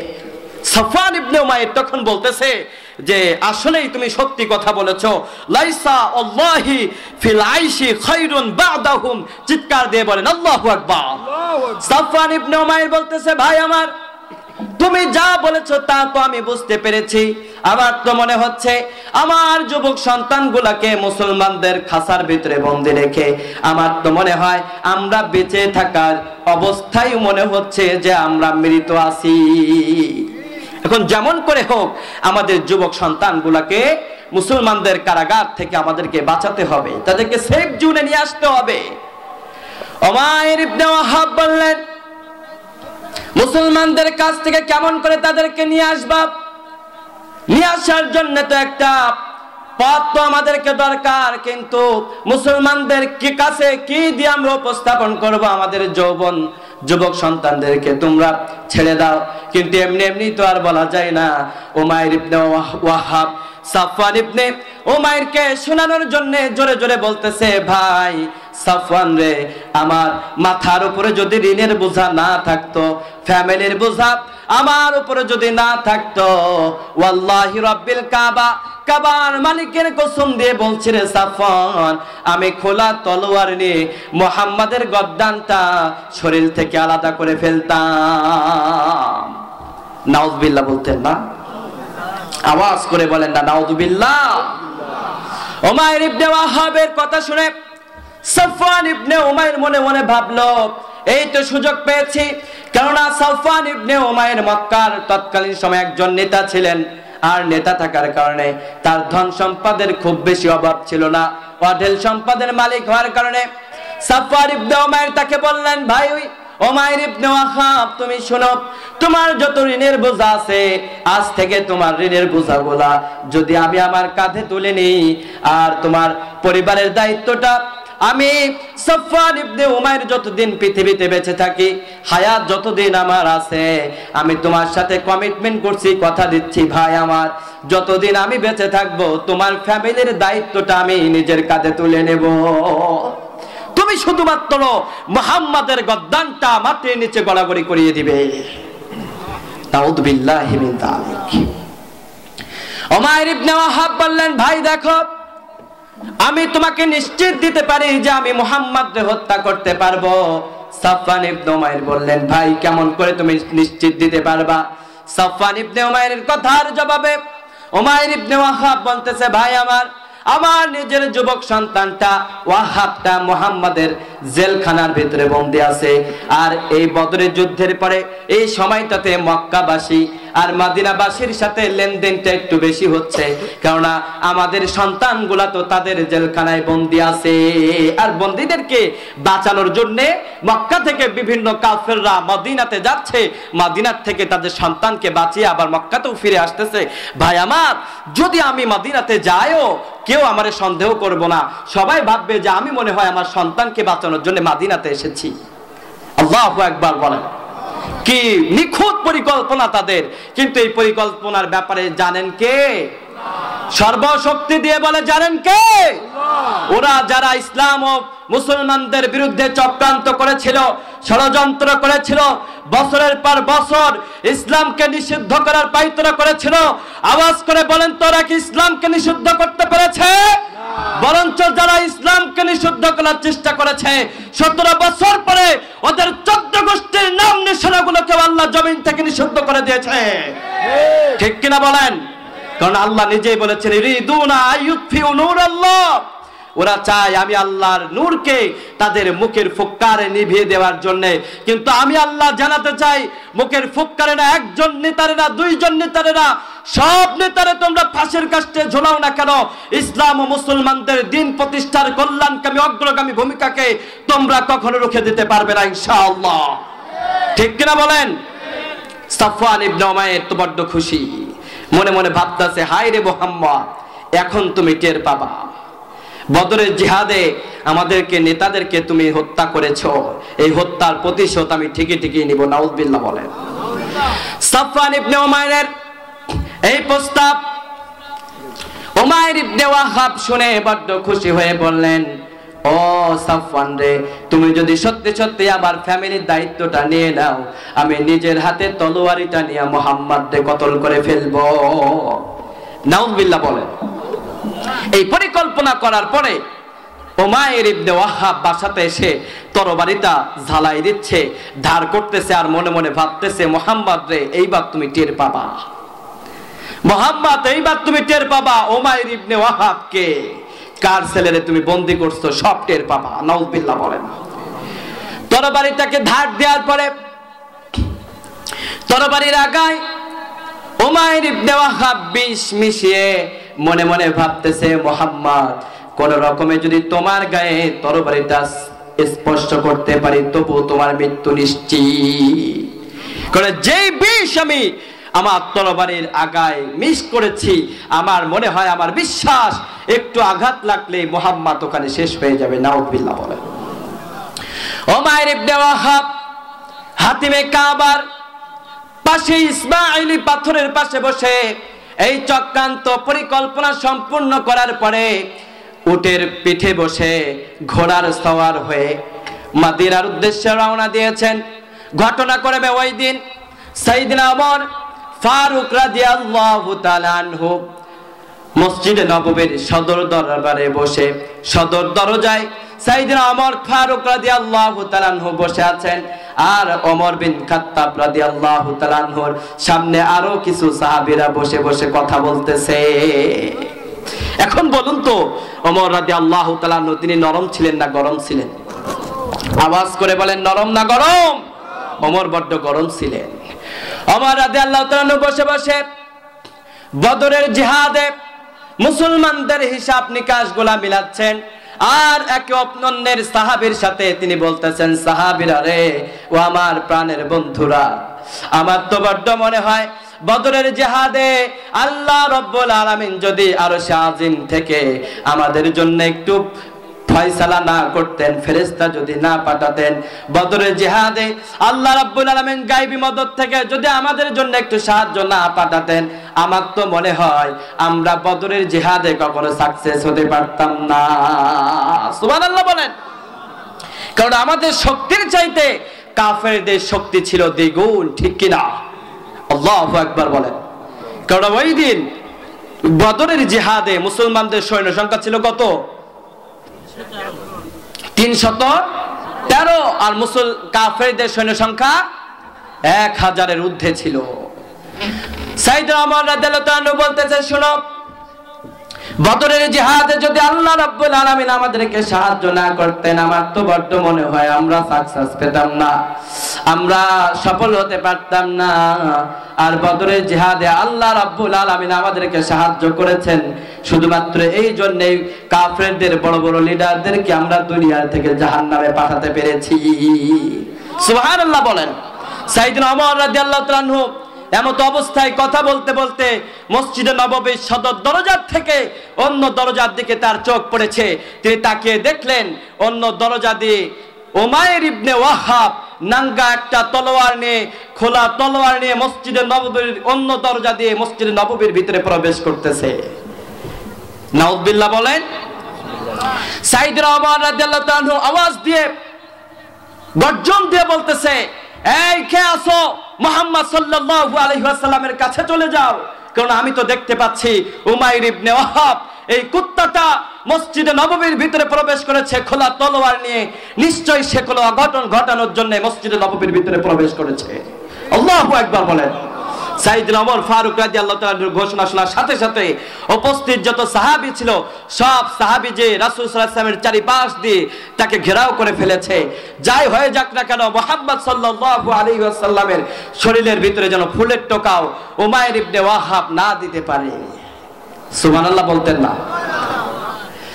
মুহাম্মদ সাল্লাল্লাহু আলাইহি ওয়াসাল্লামের চারিপাশ দিয়ে মুসলিম বাহিনী যখন তার সেফগার্ড হিসেবে দাঁড়িয়ে গেলেন, এমন সময় সাইয়েদনা ওমর ফারুক রাদিয়াল্লাহু তাআলা আনহু বিশ্বনবীর দরবারে হাজির হয়ে বললেন, ওগো আল্লাহর নবী, উমাইর ইবনে ওয়াহাব মসজিদে নববীর ভিতরে খোলা তলোয়ারি নিয়ে যুদ্ধের সাজে মসজিদে নববীর ভিতরে সে প্রবেশ করেছে। ও নবী, আমার তো বড্ড ভয় লাগে রে নবী, আমার তো মনে হচ্ছে উমাইর ইবনে ওয়াহাব কোন দুর্ঘটনা ঘটানোর জন্য সে মসজিদে নববীর ভিতরে প্রবেশ করেছে। ও নবী, আজকে আপনার কিছু হলে আমরা আমাদের জীবনকে কখনো ক্ষমা করতে পারবো না। ও নবী, আপনি জেনে রাখেন আমাদের জীবন বাজি রেখে হলেও আপনাকে আমরা সেভ করে ফেলবো। সুবহানাল্লাহ বলেন। সাইয়েদনা ওমর রাদিয়াল্লাহু তাআলা আনহু এই কথা বলার সাথে সাথে বিশ্বনবী বললেন, উমাইর ইবনে ওয়াহাবকে ধরে নিয়ে আসো যাও। সাইয়েদনা ওমর রাদিয়াল্লাহু তাআলা আনহু উমাইর ইবনে ওয়াহাবকে ধরে গলার কলারটা এমন ভাবে শক্ত করে চেপে ধরলেন, আর উমাইর ইবনে ওয়াহাবের হাতে তলোয়ারটা উমাইর ইবনে ওয়াহাবের হাতে ছিল। ওই উমাইর ইবনে ওয়াহাবের হাতের যে খোলা তলোয়ার ছিল, ওই খোলা তলোয়ারটাকে ওমর রাদিয়াল্লাহু তাআলা আনহু উমাইর ইবনে ওয়াহাবের গলার ভিতরে পেঁচিয়ে মুহাম্মদ সাল্লাল্লাহু আলাইহি ওয়াসাল্লামের সামনে হাজির করে বললেন, ইয়া রাসূলুল্লাহ, জাহান্নামের নরকীটাকে আপনার সামনে আমি হাজির করে ফেলেছি। ইয়া রাসূলুল্লাহ, আপনি শুধু একবার অনুমতি দিন, ও আপনাকে ক্ষতি করার জন্য এসেছে, ওর গর্দানটা আপনার সামনে আমি ওর গর্দানটা মাটির নিচে নামিয়ে ফেলবো। চিৎকার মেরে বলেন আল্লাহু আকবার। সাইয়েদনা ওমর রাদিয়াল্লাহু তাআলা আনহুকে বিশ্বনবী বললেন, ও ওমর, না না, এমনটা করা যাবে না, উমাইর ইবনে ওয়াহাবকে তুমি ছেড়ে দাও। ও ওমর রে, তুমি যা করো তা সঠিক নয়, আমি যা জানি তুমি তা জানো না রে ওমর, তুমি ওকে ছেড়ে দাও। সাইয়েদনা ওমর রাদিয়াল্লাহু তাআলা আনহু বললেন, ইয়া রাসূলুল্লাহ, ওকে যদি ছেড়ে দিই তাহলে তো ও আপনার উপরে আঘাত করতে পারে। ইয়া রাসূলুল্লাহ, ওরে জোরে ছেড়ে দিই, তলোয়ারের আঘাত দিয়ে তো আপনাকে হত্যা করতে পারে, ওকে ছেড়ে দেওয়া যাবে না গো নবী। আল্লাহর হাবিব বললেন, ওমর, ওকে ছেড়ে দাও, এটা আমার অর্ডার। সুবহানাল্লাহ বলেন। বিশ্বনবীর অর্ডারে সাইয়েদনা ওমর রাদিয়াল্লাহু তাআলা আনহু উমাইর ইবনে ওয়াহাবকে ছেড়ে দিলেন।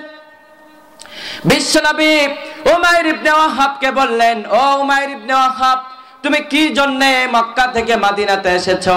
আমাকে তোমার মনের কামনা বাসনাটাকে শেয়ার করো।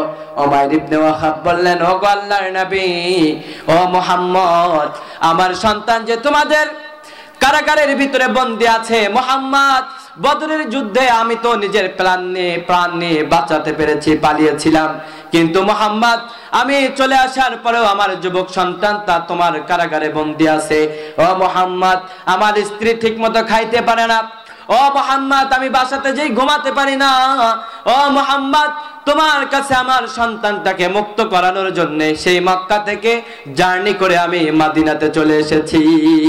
আল্লাহু আকবার বলেন। মুহাম্মদ সাল্লাল্লাহু আলাইহি ওয়াসাল্লাম কতটা বিচক্ষণ ছিলেন দেখেন। কতটা হিকমতওয়ালা নবী ছিলেন, কারণ হিকমতটা প্রত্যেকটা নবীর আদর্শের সাথে দিয়েছে কে? আওয়াজ দিয়ে বলেন কে? আর যারা মুমিন তাদেরকেও হিকমত দিয়েছে কে? আমাদেরকে হিকমত দিয়েছে কে? এইজন্য রব্বুল আলামিন নিজেই ঘোষণা করে দিয়েছেন, ওয়ালাম্মা বালাগা আশুদ্দাহু ওয়াস্তাওয়া আতাইনাহু হুকমান ওয়া ইলমা। আল্লাহ বলেন, ও নবী, ও আমার মুসা, কেননা এই আয়াতটাকে আল্লাহ রাব্বুল আলামিন সাইয়েদনা মুসা আলাইহিস সালামের ব্যাপারে নাজিল করলেন। আর সাইয়েদনা মুসা আলাইহিস সালামকে নাজিল করে আল্লাহ তার নবীকেও বললেন, নবী হে, শুধু জ্ঞান দ্বারা দুনিয়াতে চলা যাবে না, শুধু একাডেমিক শিক্ষা নিয়ে দুনিয়াতে চলাফেরা করা যাবে না, একাডেমিক শিক্ষার পরেও কিছু কিছু জেনারেল নলেজ আমাদের ভিতরেও দরকার আছে না নাই? আওয়াজ করে বলেন না কেন, আছে না নাই? শুধু স্কুলের শিক্ষা দিয়ে আপনি জীবন করতে পারবেন না ভাই, একাডেমিক শিক্ষার সাথে সাথে জেনারেল নলেজও প্রয়োজন আছে না নাই? রব্বুল আলামিন বললেন, যারা মুমিন তাদের ভিতরেও হিকমত আছে, কারণ এই হিকমতটা আমার নবীজির ভিতরে ছিল কার? মুহাম্মদ সাল্লাল্লাহু আলাইহি ওয়াসাল্লামের। তিনি হিকমতওয়ালা নবী ছিলেন। উনি উমাইর ইবনে ওয়াহাবকে বললেন, উমাইর ইবনে ওয়াহাব, তুমি আমারে যা কও এইটা তো আমি বিশ্বাস করতাম না। উমাইর ইবনে ওয়াহাব, তুমি তো তোমার সন্তানকে মুক্ত করানোর জন্য আসো নাই। উমাইর ইবনে ওয়াহাব বলে, ও মুহাম্মদ, আমি সত্যি সত্যি বলছি, আমার সন্তানকে মুক্ত করানোর জন্য সেই মক্কা থেকে আমি মদিনাতে এসেছি। কিন্তু বিশ্বনবী বলে, না উমাইর ইবনে ওয়াহাব, তুমি আমার সাথে মিথ্যা কথা বলছো, তুমি তো তোমার সন্তানকে বাঁচানোর জন্য আসো নাই। তুমি তাহলে যদি সন্তানকে বাঁচানোর জন্যই আসবা, কতটা হিকমতওয়ালা নবী ছিলেন দেখেন, কতটা চমৎকার ভাবে উমাইর ইবনে ওয়াহাবকে বোঝাচ্ছেন। আল্লাহর হাবিব বলছেন, উমাইর ইবনে ওয়াহাব রে, যদি তুমি তোমার সন্তানকে বাঁচানোর জন্যই আসবা উমাইর রে, তাহলে তুমি যুদ্ধের সাজা আসলা কেন? ঠিক কি না? তুমি তোমার সন্তানকে মুক্ত করানোর জন্য এসেছো, এটা আমি বুঝলাম, কিন্তু তুমি যুদ্ধের সাজা আসলা কেন? উমাইর ইবনে ওয়াহাব, তুমি যে তোমার সন্তানকে মুক্ত করানোর জন্য আসবা, কিন্তু হাতে খোলা তলোয়ার কেন? উমাইর ইবনে ওয়াহাব তো থা হয়ে গিয়েছে, জবান দিয়ে আর কথা বাইর হয় না, কি বলবে দিশা বিশা খুঁজে পাচ্ছে না। উমাইর ইবনে ওয়াহাব বিশ্বনবীর দিকে তাকিয়ে হা করে দাঁড়িয়ে আছে, কোনো কথা আর বাইর হয় না, কারণ সে ধরা খেয়ে গেছে। ঠিক কিনা? আল্লাহর হাবিব উমাইর ইবনে ওয়াহাবের কলিজার ভিতরে কেমন ভাবে আঘাত দিচ্ছেন দেখেন। আল্লাহর হাবিব বললেন, ও উমাইর রে, তুমি যদি তোমার সন্তানকে বাঁচাতে আসবা, যুদ্ধের সাজা আসলা কেন? উমাইর রে, সন্তানকে বাঁচাতে আসবা, তলোয়ার নিয়ে আসলা কেন? তুমি তো তোমার সন্তানকে বাঁচাতে আসো নাই, তোমার ভিন্ন কোনো উদ্দেশ্য আছে। বিশ্বনবী আবার বললেন, উমাইর রে, তুমি ভালো করেই জানো, এই তরবারি দিয়ে আমাদের ভিতরে কখনো শান্তি প্রতিষ্ঠা হয় নাই, কারণ তরবারি দিয়ে শান্তি প্রতিষ্ঠার জন্য বদরের যুদ্ধে তোমরাও তলোয়ার চালিয়েছিলে, মুসলমানদের পক্ষে মুসলমানের বীর সৈনিকরাও তলোয়ার চালিয়েছিল, কিন্তু ফয়সালা হয়েছে কি উমাইর? তোমাদের নেতাদেরকে তোমরা হারিয়েছো, তোমাদের লিডারদেরকে তোমরা হারিয়েছো। ওদেরকে যদি জাহান্নামের পথ থেকে জান্নাতের পথে নিয়ে আসতে পারতা উমাইর, তাহলে আজকে এই দিনটা আর দেখতে হতো না। কলিজার ভিতরে কেমনে বিশ্বনবী আঘাত দিয়েছেন, কেমনে তার হৃদয়ের ভিতরে, শত্রুর হৃদয়ের ভিতরে বিশ্বনবীর ভালোবাসা পয়দা করে নিয়েছেন। ও মুসলিম জনতা, একজন বেধর্মী যখন আপনার মনে কষ্ট দেয়, আপনি তাহলে লাথি উষ্টা দিয়া এলাকা ছাড়া করতে পারলে আপনি শান্তি পান। ঠিক কিনা? শুধু অমুসলিম না, কোন মুসলিম ভাই যখন আপনার কলিজায় আঘাত দেয়, তখন আপনি তারেও আঘাত না দেওয়া পর্যন্ত কলিজায় শান্তি পান না। এমনটা করা যাবে না। যে ব্যক্তিটা বিশ্বনবীকে হত্যা করতে এসেছিল, সেই ব্যক্তিটাও রাসূলের কাছে মাথা নত করে আল্লাহর প্রতি ঈমান এনেছিল। সুবহানাল্লাহ বলতে ইচ্ছে করলো। কৃপণতা করা যাবে? একটা আওয়াজ দিয়ে বলেন না সুবহানাল্লাহ। খারাপ লাগতেছে মনে হয়, খারাপ লাগতেছে।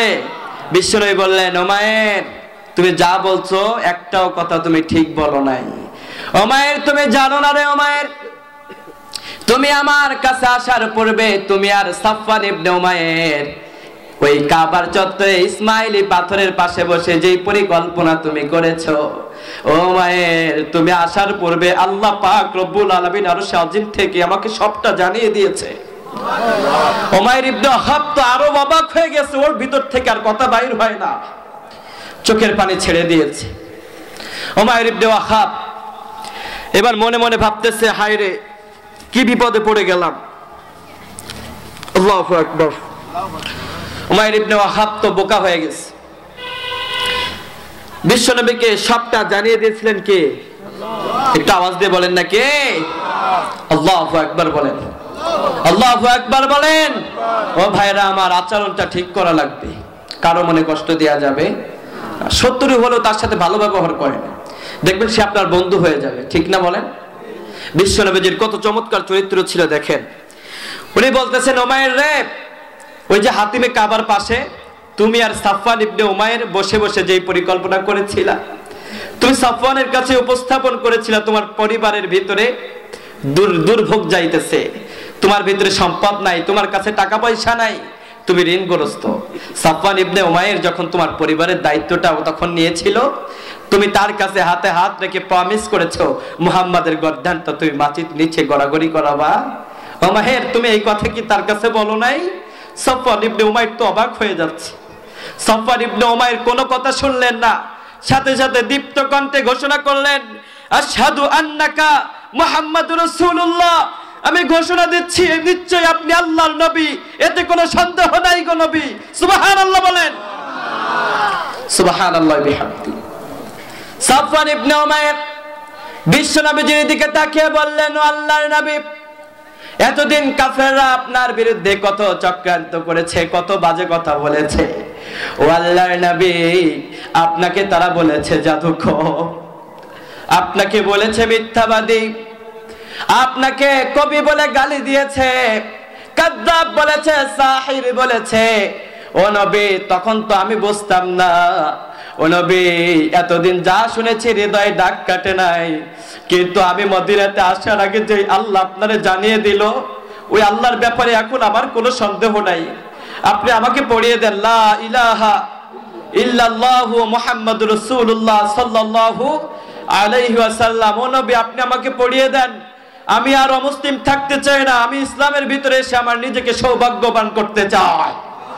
ভাইরা আমার, ওই সৌভাগ্যবান আমরা, আশেপাশে যারা অসৌভাগ্য আছে ওদেরকে সৌভাগ্যের কাতারে নিতে হবে ইনশাআল্লাহ, ঠিক কি না?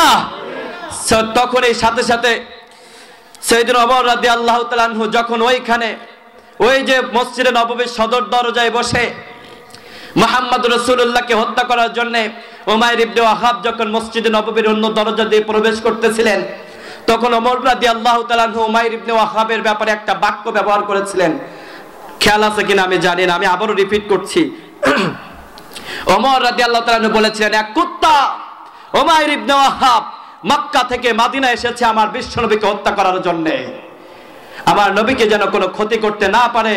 আমার সামনে যত বন্ধুরা আছো বিশ্বনবীকে সেভ করার জন্য চলে যাও। এই কথা বলেছিল, মনে আছে? সাথে সাথে সাইয়েদনা ওমর রাদিয়াল্লাহু তাআলা তখন বলতেছে, আল খিনজিরু কানা হাব্বা ইলা মিন ওমর ইবনে ওয়াহাব উমাইর ইবনে ওয়াহাব হাইনা কাদিমা আলা রাসূলুল্লাহ সাল্লাল্লাহু আলাইহি ওয়াসাল্লাম। সুবহানাল্লাহ বলেন।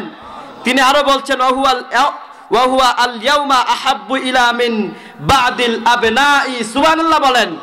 ওমর রাদিয়াল্লাহু তাআলা বলতেছিলেন, আল খিনজিরু কানা আহাব্বা ইলা মিন উমাইর ইবনে ওয়াহাব। উমাইর ইবনে ওয়াহাব, যখন তুমি মসজিদে নববীর গেটের ভিতরে খোলা তরবারি নিয়ে প্রবেশ করতেছিলা, উমাইর ইবনে ওয়াহাব, তুমি আমার কাছে তখন কোনো মানুষ ছিলা না, তুমি আমার কাছে তখন একটা শূকরের চাইতে নিকৃষ্ট ছিলা। কিন্তু উমাইর ইবনে ওয়াহাব, যখন তুমি কালিমা পড়ে নিয়েছো, তখন তুমি আমার মায়ের পেটের ভাইয়ে পরিণত হয়ে গেছো। উমাইর ইবনে ওয়াহাব, আজকের এই দিন আমি ঘোষণা করলাম তোমাকে সেভ করার জন্য আমিও আমারও তোমার সাথে আছি। সুবহানাল্লাহ বলেন। ভাইরা আমার, দেখছেন ইসলাম কত সুন্দর। ইসলামটাকে কঠিন করা যাবে না। আমরা কঠিন করব? কেউ শত্রু থাকলে আজকে রাত্রে যায় তার নামে বদদোয়া করবেন ইচ্ছা মতো, মাহফিলে বদদোয়া করবেন, আল্লাহ ও আমারে কষ্ট দিয়েছে, ও 10টা গরু আছে, সকালে উঠা যে যেন দেখি একটাও বাচ্চা নাই। এমনটা করা যাবে না। কেউ কষ্ট দিলে তার সাহায্যে এগিয়ে যেতে হবে, এটাই বিশ্বনবীর আদর্শ, ঠিক কিনা? আমাদের একজন কবি ছিলেন, কাজী নজরুল ইসলাম, ঠিক কিনা? ওনার একটা কবিতা আছে, আমার যেবা আমি বাঁধি তার ঘর, আপন করিতে ছুটিয়া বেড়াই, যে মোরে করেছে পর। সুবহানাল্লাহ বলেন। যে আপনাকে কষ্ট দিয়েছে, যে আপনার ঘরটা ভেঙেছে, তার ঘর আপনি বেঁধে দেন, কিন্তু যে ইসলামের কষ্ট দিয়েছে তার সাথে কোনো আপোষ করা যাবে না, ঠিক কিনা? তাই বলে এমনটা ভাইবেন না দীর্ঘ 17টা বছর ধরে যারা ইসলাম ও মুসলমানদের কলিজায় আঘাত দিয়েছে ওদের ঘর বানার জন্য চেষ্টা করবেন, এমনটা করা যাবে না। কিন্তু মনে রাখতে হবে পারিবারিক ভাবে যাদের সাথে শত্রুতা করেছেন এমনটা করা যাবে না। ইনশাআল্লাহ রাজি আছেন? ইনশাআল্লাহ। আপনাদের চরিত্র দিয়ে মানুষের কাছে প্রিয় হতে হবে, টাকা দিয়ে মানুষের প্রিয় হওয়া যায় না।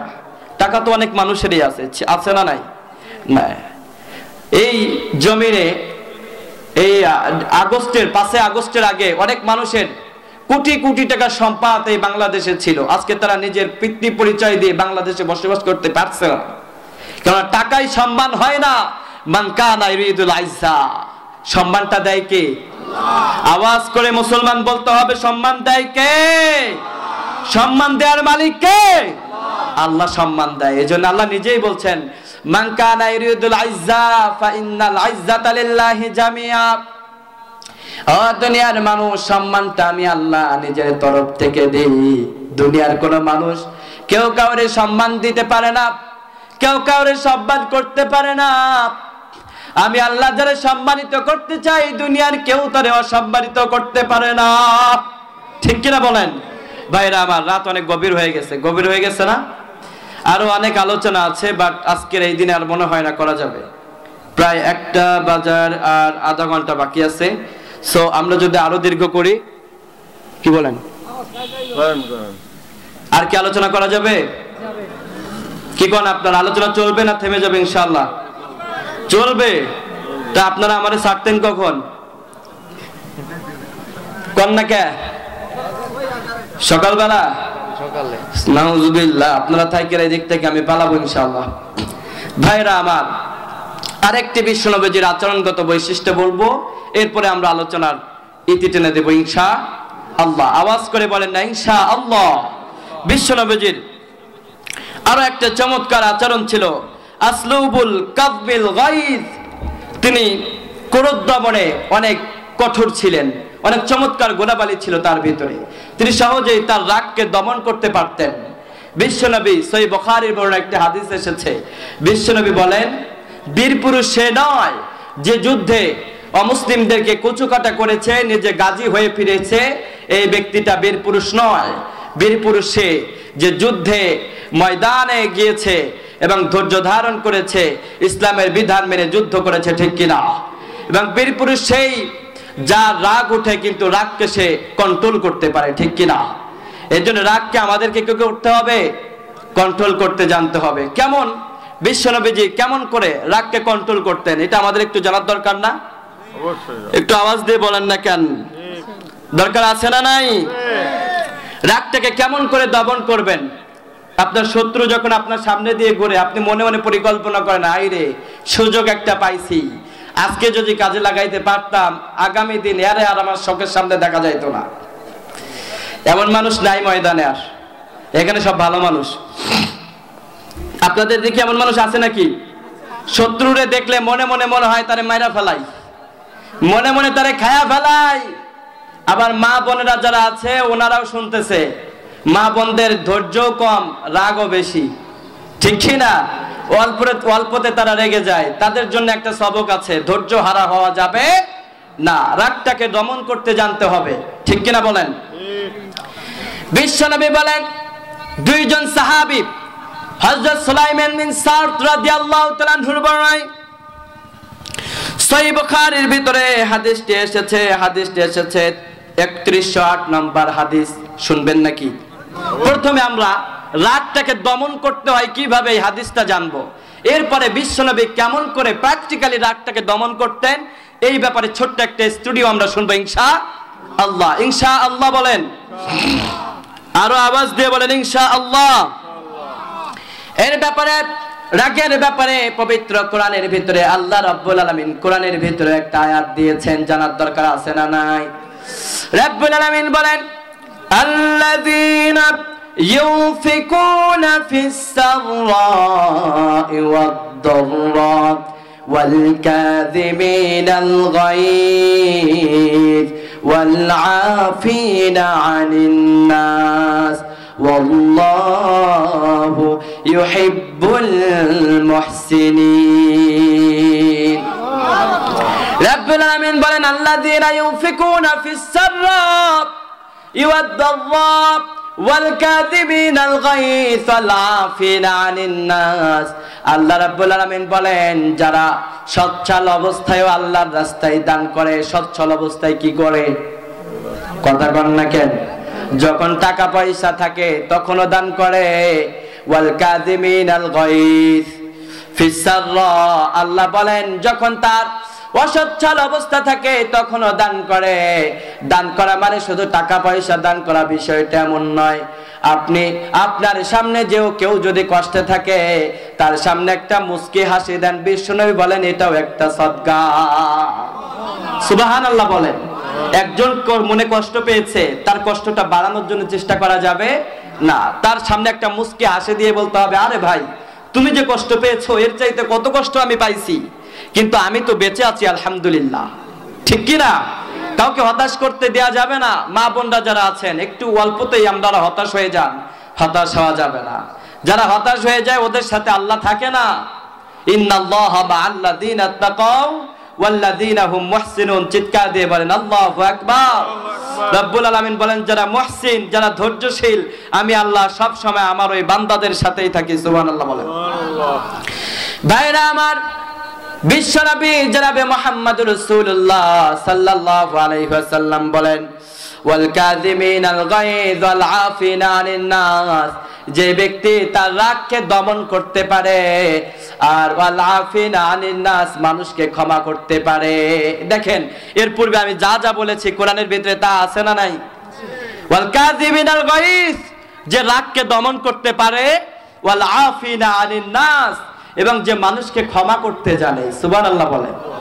মানুষকে ক্ষমা করতে বলেছে কে আপনি মানুষকে ক্ষমা করে দেন দুনিয়ায় আখিরাতে আল্লাহ আপনাকে ক্ষমা করে দিবে ওয়াল আফিনা আনিন নাস আল্লাহু ইউহিব্বুল মুহসিনিন আল্লাহ বলেন আমি আল্লাহ আমার ওই maaf করনে ওয়ালা বান্দাদের সাথেই থাকি আল্লাহু ইউহিব্বুল মুহসিনিন আমি আল্লাহ আমার ওই বান্দাদেরকে বড় ভালোবাসি ও ভাইরা আমার এজন্য maaf করার গুণাবলীটা আমাদের ভিতরে থাকার দরকার আছে না নাই মানুষের ছোটখাটো ভুলগুলো আপনি নিজে ক্ষমা করতে পারেন না আপনি কেমনে ভাবেন কিয়ামতের ময়দানে আল্লাহ আপনাকে maaf করবে ঠিক কি না আপনি মানুষকে ক্ষমা করে দেন আপনাকেও maaf করবে কে আওয়াজ দিয়ে বলেন না কেন কে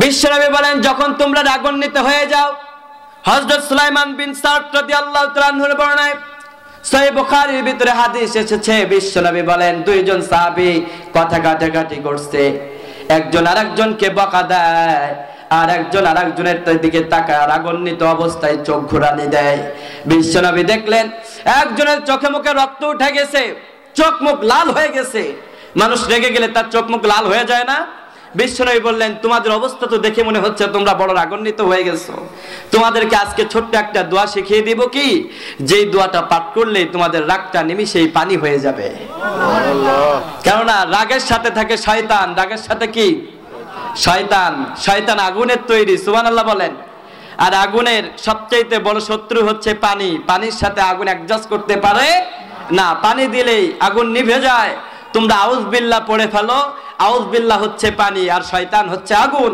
যখনই তোমরা আউযু বিল্লাহি মিনাশ শাইতানির রাজিম পড়বা ওই আগুনের ভিতরে আল্লাহর তরফ থেকে পানি ঢেলে দেওয়া হবে সাথে সাথেই নিমিষেই তোমার রাগটা পানি হয়ে যাবে ও ভাইরা আমার রাগান্বিত হয়ে গেলে কি পড়বেন আউযু বিল্লাহি মিনাশ শাইতানির রাজিম এবার ছোট্ট একটা স্টোরি বলেই শেষ করে দেব ইনশাআল্লাহ শুনবেন ইনশাআল্লাহ বিশ্বনবী কেমন করে তার রাগটাকে দমন করতেন সাইয়েদনা আনাস রাদিয়াল্লাহু তাআলা আনহুর বর্ণনায় সহিহ বুখারীর বর্ণনায় আরো একটি হাদিস বর্ণিত হয়েছে সাইয়েদনা আনাস রাদিয়াল্লাহু তাআলা আনহু বলেন বিশ্বনবী সাল্লাল্লাহু আলাইহি ওয়াসাল্লামের সাথে কোন এক সফরে রাসূলের সাথে আমি নিজেও তার সফর সঙ্গী হলাম বিশ্বনবীজি যে ঘোড়ার সওয়ার তিনি আমি অন্য একটা ঘোড়ার সওয়ার হয়ে বিশ্বনবীজির সাথে চলতে লাগলাম আমি যখন বিশ্বনবীর সাথে সফরে ছিলাম, শীতের সময় আপনারা যেমন চাদর পরেন,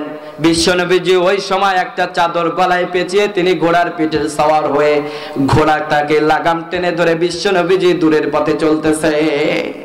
সুবহানাল্লাহ বলেন। এমন সময় বিশ্বনবীজির কাঁধে যে চাদরটা ছিল, ওই চাদরটা সাধারণ কোনো চাদর নয়।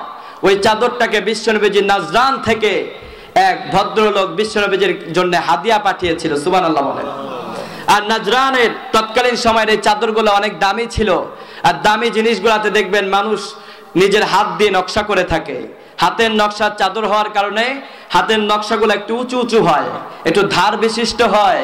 এই ধার বিশিষ্ট চাদরটা বিশ্বনবীজি গলায় পেঁচে ঘোড়া সওয়ার হয়ে যখন চলতেছে, এমন সময় আরবের এক বেদুইন ব্যক্তি এসে বিশ্বনবীজির, এক বেদুইন ভিক্ষুক এসে বিশ্বনবীজির গলার চাদর ধরে বিশাল জোরে এক টান দিয়েছে। চিৎকার মেরে বলেন আল্লাহু আকবার। বিশ্বনবীজির চাদর ধরে টান দেওয়ার সাথে সাথে চাদরটা ছিটকে ওই বেদুইন ভিক্ষুকের হাতে যখন চলে গেল, বিশ্বনবীজির গলার এমন জোরে টান দিছে যে বিশ্বনবীজির কিছুটা চামড়া চাদরের সাথে মিশে ওই ভিক্ষুকের হাতে চলে গিয়েছে। আল্লাহু আকবার বলেন। পাশে আরেকটি ঘোড়া সওয়ার হয়ে বিশ্বনবীজির সফরে আছে সাইয়েদনা আনাস রাদিয়াল্লাহু তাআলা আনহু। উনি বলতেছেন, যখন আমি এই ঘটনা নিজের চোখে প্রত্যক্ষ করলাম, আমি মনে করলাম আমার দ্বারা তো এই ধৈর্য ধরে রাখা সম্ভব না। আমার হলে আমি মনে হয় তাকে একটা থাপ্পড় মেরে দিতাম। আল্লাহু আকবার বলেন। কিন্তু বিশ্বনবী সাল্লাল্লাহু আলাইহি ওয়াসাল্লামের চাদরটা টান দেওয়ার সাথে সাথে তার গলার কিছুটা চামড়া ছিঁড়ে যায়, রক্ত বাইর হতে থাকে। বিশ্বনবীজি ওই ভিক্ষুকের দিকে তাকিয়ে তিনি একটা মুস্কি হাসি দিয়ে দিলেন। তো একটা ভিক্ষুক টান দিয়েছে তো ভালো, তাও কি জন্য টান দিয়েছে প্রসঙ্গটা হাদিসের ভিতরে এভাবে এসেছে। তিনি বলছেন, ইয়া মুহাম্মদ মুরলি মিন মালিল্লাহিল্লাযী ইনদাক, ও মুহাম্মদ তোমার বাইতুল মালে যে সম্পদ আছে, এই সম্পদ থেকে আমাকে কিছু সম্পদ তুমি আল্লাহর রাস্তায় দান করে দাও। আর এই দান বা ভিক্ষুক ভিক্ষা চাওয়ার জন্য বিশ্বনবীজির গলার চাদরটা টেনে ছিটকে তার হাতে নিয়ে এসে গলার চামড়াটা ছিঁড়ে গিয়েছে। বিশ্বনবীজি ওই ব্যক্তিটা চাওয়ার সাথে সাথে মুস্কি হাসি দিয়ে বললেন, ওই ব্যক্তিটা যা চেয়েছে তা তাকে দিয়ে দাও। আর তাকে বিশ্বনবীজি মুস্কি হাসি দিয়ে বুঝালেন, তুমি আমার গলার চাদর টেনে আমার গলায় আঘাত করেছো, রক্ত বাইর করে দিয়েছো। আমি নবী রাগ করি নাই, কষ্ট পাই নাই, আমি আল্লাহর জন্য তোমাকে মাফ করে দিলাম। ও ভাইরা আমার, কেউ যদি এমনও কষ্ট দেয়, ওই কষ্টটাকে আপনি নিজের জন্য নিয়েন না। মা আয়েশা রাদিয়াল্লাহু তাআলা আনহা বলেন, বিশ্বনবীজি তার জীবদ্দশায় নিজের রাগ দমনের জন্য কোন দাসীর গালে কখনো একটা থাপ্পড়ও তিনি মারেন নাই। কোন ব্যক্তিকে কটু কথা বলে তার মনে কষ্ট দেয় নাই। ও ভাইরা আমার, আমরা তো সেই নবীর উম্মত। কোন ব্যক্তির মনে কষ্ট দেওয়া যাবে? আঘাত দেওয়া যাবে? কেউ কষ্ট পেলে তার সাহায্যে এগিয়ে যেতে হবে ইনশাআল্লাহ। আমাকে যা বলার তৌফিক আল্লাহ দিয়েছেন, আমাদের সকলকে তা মেনে চলার তৌফিক আল্লাহ দান করেন, বলেন আমিন। ভুল হলে আল্লাহ ক্ষমা করে দিন, বলেন আমিন। ভাইরা, অনেক কথা বলেছি, রাত দীর্ঘ হয়ে গেছে, এখন ইনশাআল্লাহ শেষ করে দিই। আবার যদি কখনো দেখা হয় ইনশাআল্লাহ আলোচনা হবে ইনশাআল্লাহ। আমি দীর্ঘ পথ সফর করে এসেছি, নিজের অবস্থা অনেক টাইট। আপনাদের ফারুক ভাই মনে হয়, ফারুক ভাই আপনি, ফারুক ভাইয়ের সাথে আমার কথা হয়েছে কিছুদিন আগে। আমি ওনাকে বললাম, ভাই আজকের এই দিনে আমার ফ্যামিলি সবাই যাবে হজে, এখন হজে যাবে যেহেতু আমি মনে হয় আসতে পারবো না। এখন ভাই বলতেছে, ভাই সবাই আপনার ব্যাপারে জানে, আপনি না এলে আমি কেমনে সইতাম। আসলে আমি বুঝি যারা অ্যারেঞ্জমেন্ট করে ওনাদের অনেক চিন্তা থাকে, ঠিক কিনা? যে সমস্ত ভাইয়েরা, আমার ফারুক ভাই সহ আপনাদের এই এলাকার যারা মানুষ, যারা অ্যারেঞ্জমেন্ট করেছে, ওনারা অনেক ভালো মানুষ, ঠিক কিনা? আল্লাহ তাআলার কাছে দোয়া করি, আল্লাহ আমাদের ফারুক ভাই সহ যারা আছেন, আল্লাহ সবাইকে কবুল করুক। আমরা সবাই বলছি আমিন। এবং ফারুক ভাই অনেক কষ্ট করেছেন। আমি ওনাকে অনেকবার রিকোয়েস্ট করছি, ভাই যেহেতু আমার ফ্যামিলি বিদেশ চলে যাচ্ছে, সেখানে আমার নিজের ওয়াইফও আছে, এখন এই সময় তাদেরকে এয়ারপোর্টে না দিয়ে আমি আসতে পারি? বলেন না দিয়ে আমি ওখান থেকেই আপনাদের সামনে চলে এসেছি আপনাদের খেদমতে। আমি আজকে অনেক জার্নি করেছি, আপনারা অত জানেন না। আমার ফ্যামিলির ফ্লাইট হচ্ছে 5টায়। এখন আমি যেখানে থাকি এয়ারপোর্টে যাইতে লাগে 40 মিনিট। কিন্তু আবার ছুটির দিন তো মানুষের আনাগোনা থাকে বেশি, যানজট হতে পারে। 3 ঘন্টা আগে আমি বাসার থেকে ফ্যামিলির সাথে রওনা দিয়েছি, আর এই আমার জার্নিটা প্রায় 8 ঘন্টার মতো, অথচ ঢাকা থেকে সাতক্ষীরায় আসতে লাগে 4 ঘন্টা। এত জার্নি করে এসেছে, আমি ভেবেছিলাম হয়তো কথা বলতে পারবো না, তাও আপনাদের দোয়া এবং আমার ফারুক ভাইয়ের অক্লান্ত পরিশ্রম এবং আপনাদের দোয়ার বরকতে আল্লাহ কথা বলার তৌফিক দিয়েছেন। আল্লাহ শুকরিয়া জানাচ্ছি, আবারও বলছি আলহামদুলিল্লাহ। হাসান সাহেব, হ্যাঁ, আপনাদের মাহফিলের একজন সদস্য। আর ফারুক ভাই আমার কলিজার ভাই, উনি এর আগেও বলছিলেন যে আপনাদের মাহফিলের একজন সদস্য হাসান নামক এক ব্যক্তি, উনি আপনাদের মাহফিলের একজন কমিটির ভিতরে ছিলেন। উনি রিসেন্টলি মৃত্যুবরণ করেছেন, আপনারা সবাই জানেন হয়তো। তো ওনার জন্য দোয়া চেয়েছেন, আমরা সবার জন্য দোয়া করবো ইনশাআল্লাহ। এবং ভাইরা আমার, আমরা যদি নতুন করে কেউ দিতে চাই, আপনারা আমাদের কমিটি ভাইদের কাছে দিয়ে দিবেন ইনশাআল্লাহ। আপনার দ্বিতীয় মেহমান যেভাবে কালেকশন করেছে, আমি রুমে বসে বসে শুনতেছিলাম, আলহামদুলিল্লাহ ওনার ভিতরে একটা কালেকশনের দিক থেকে অন্য একটা গুণাবলী আছে।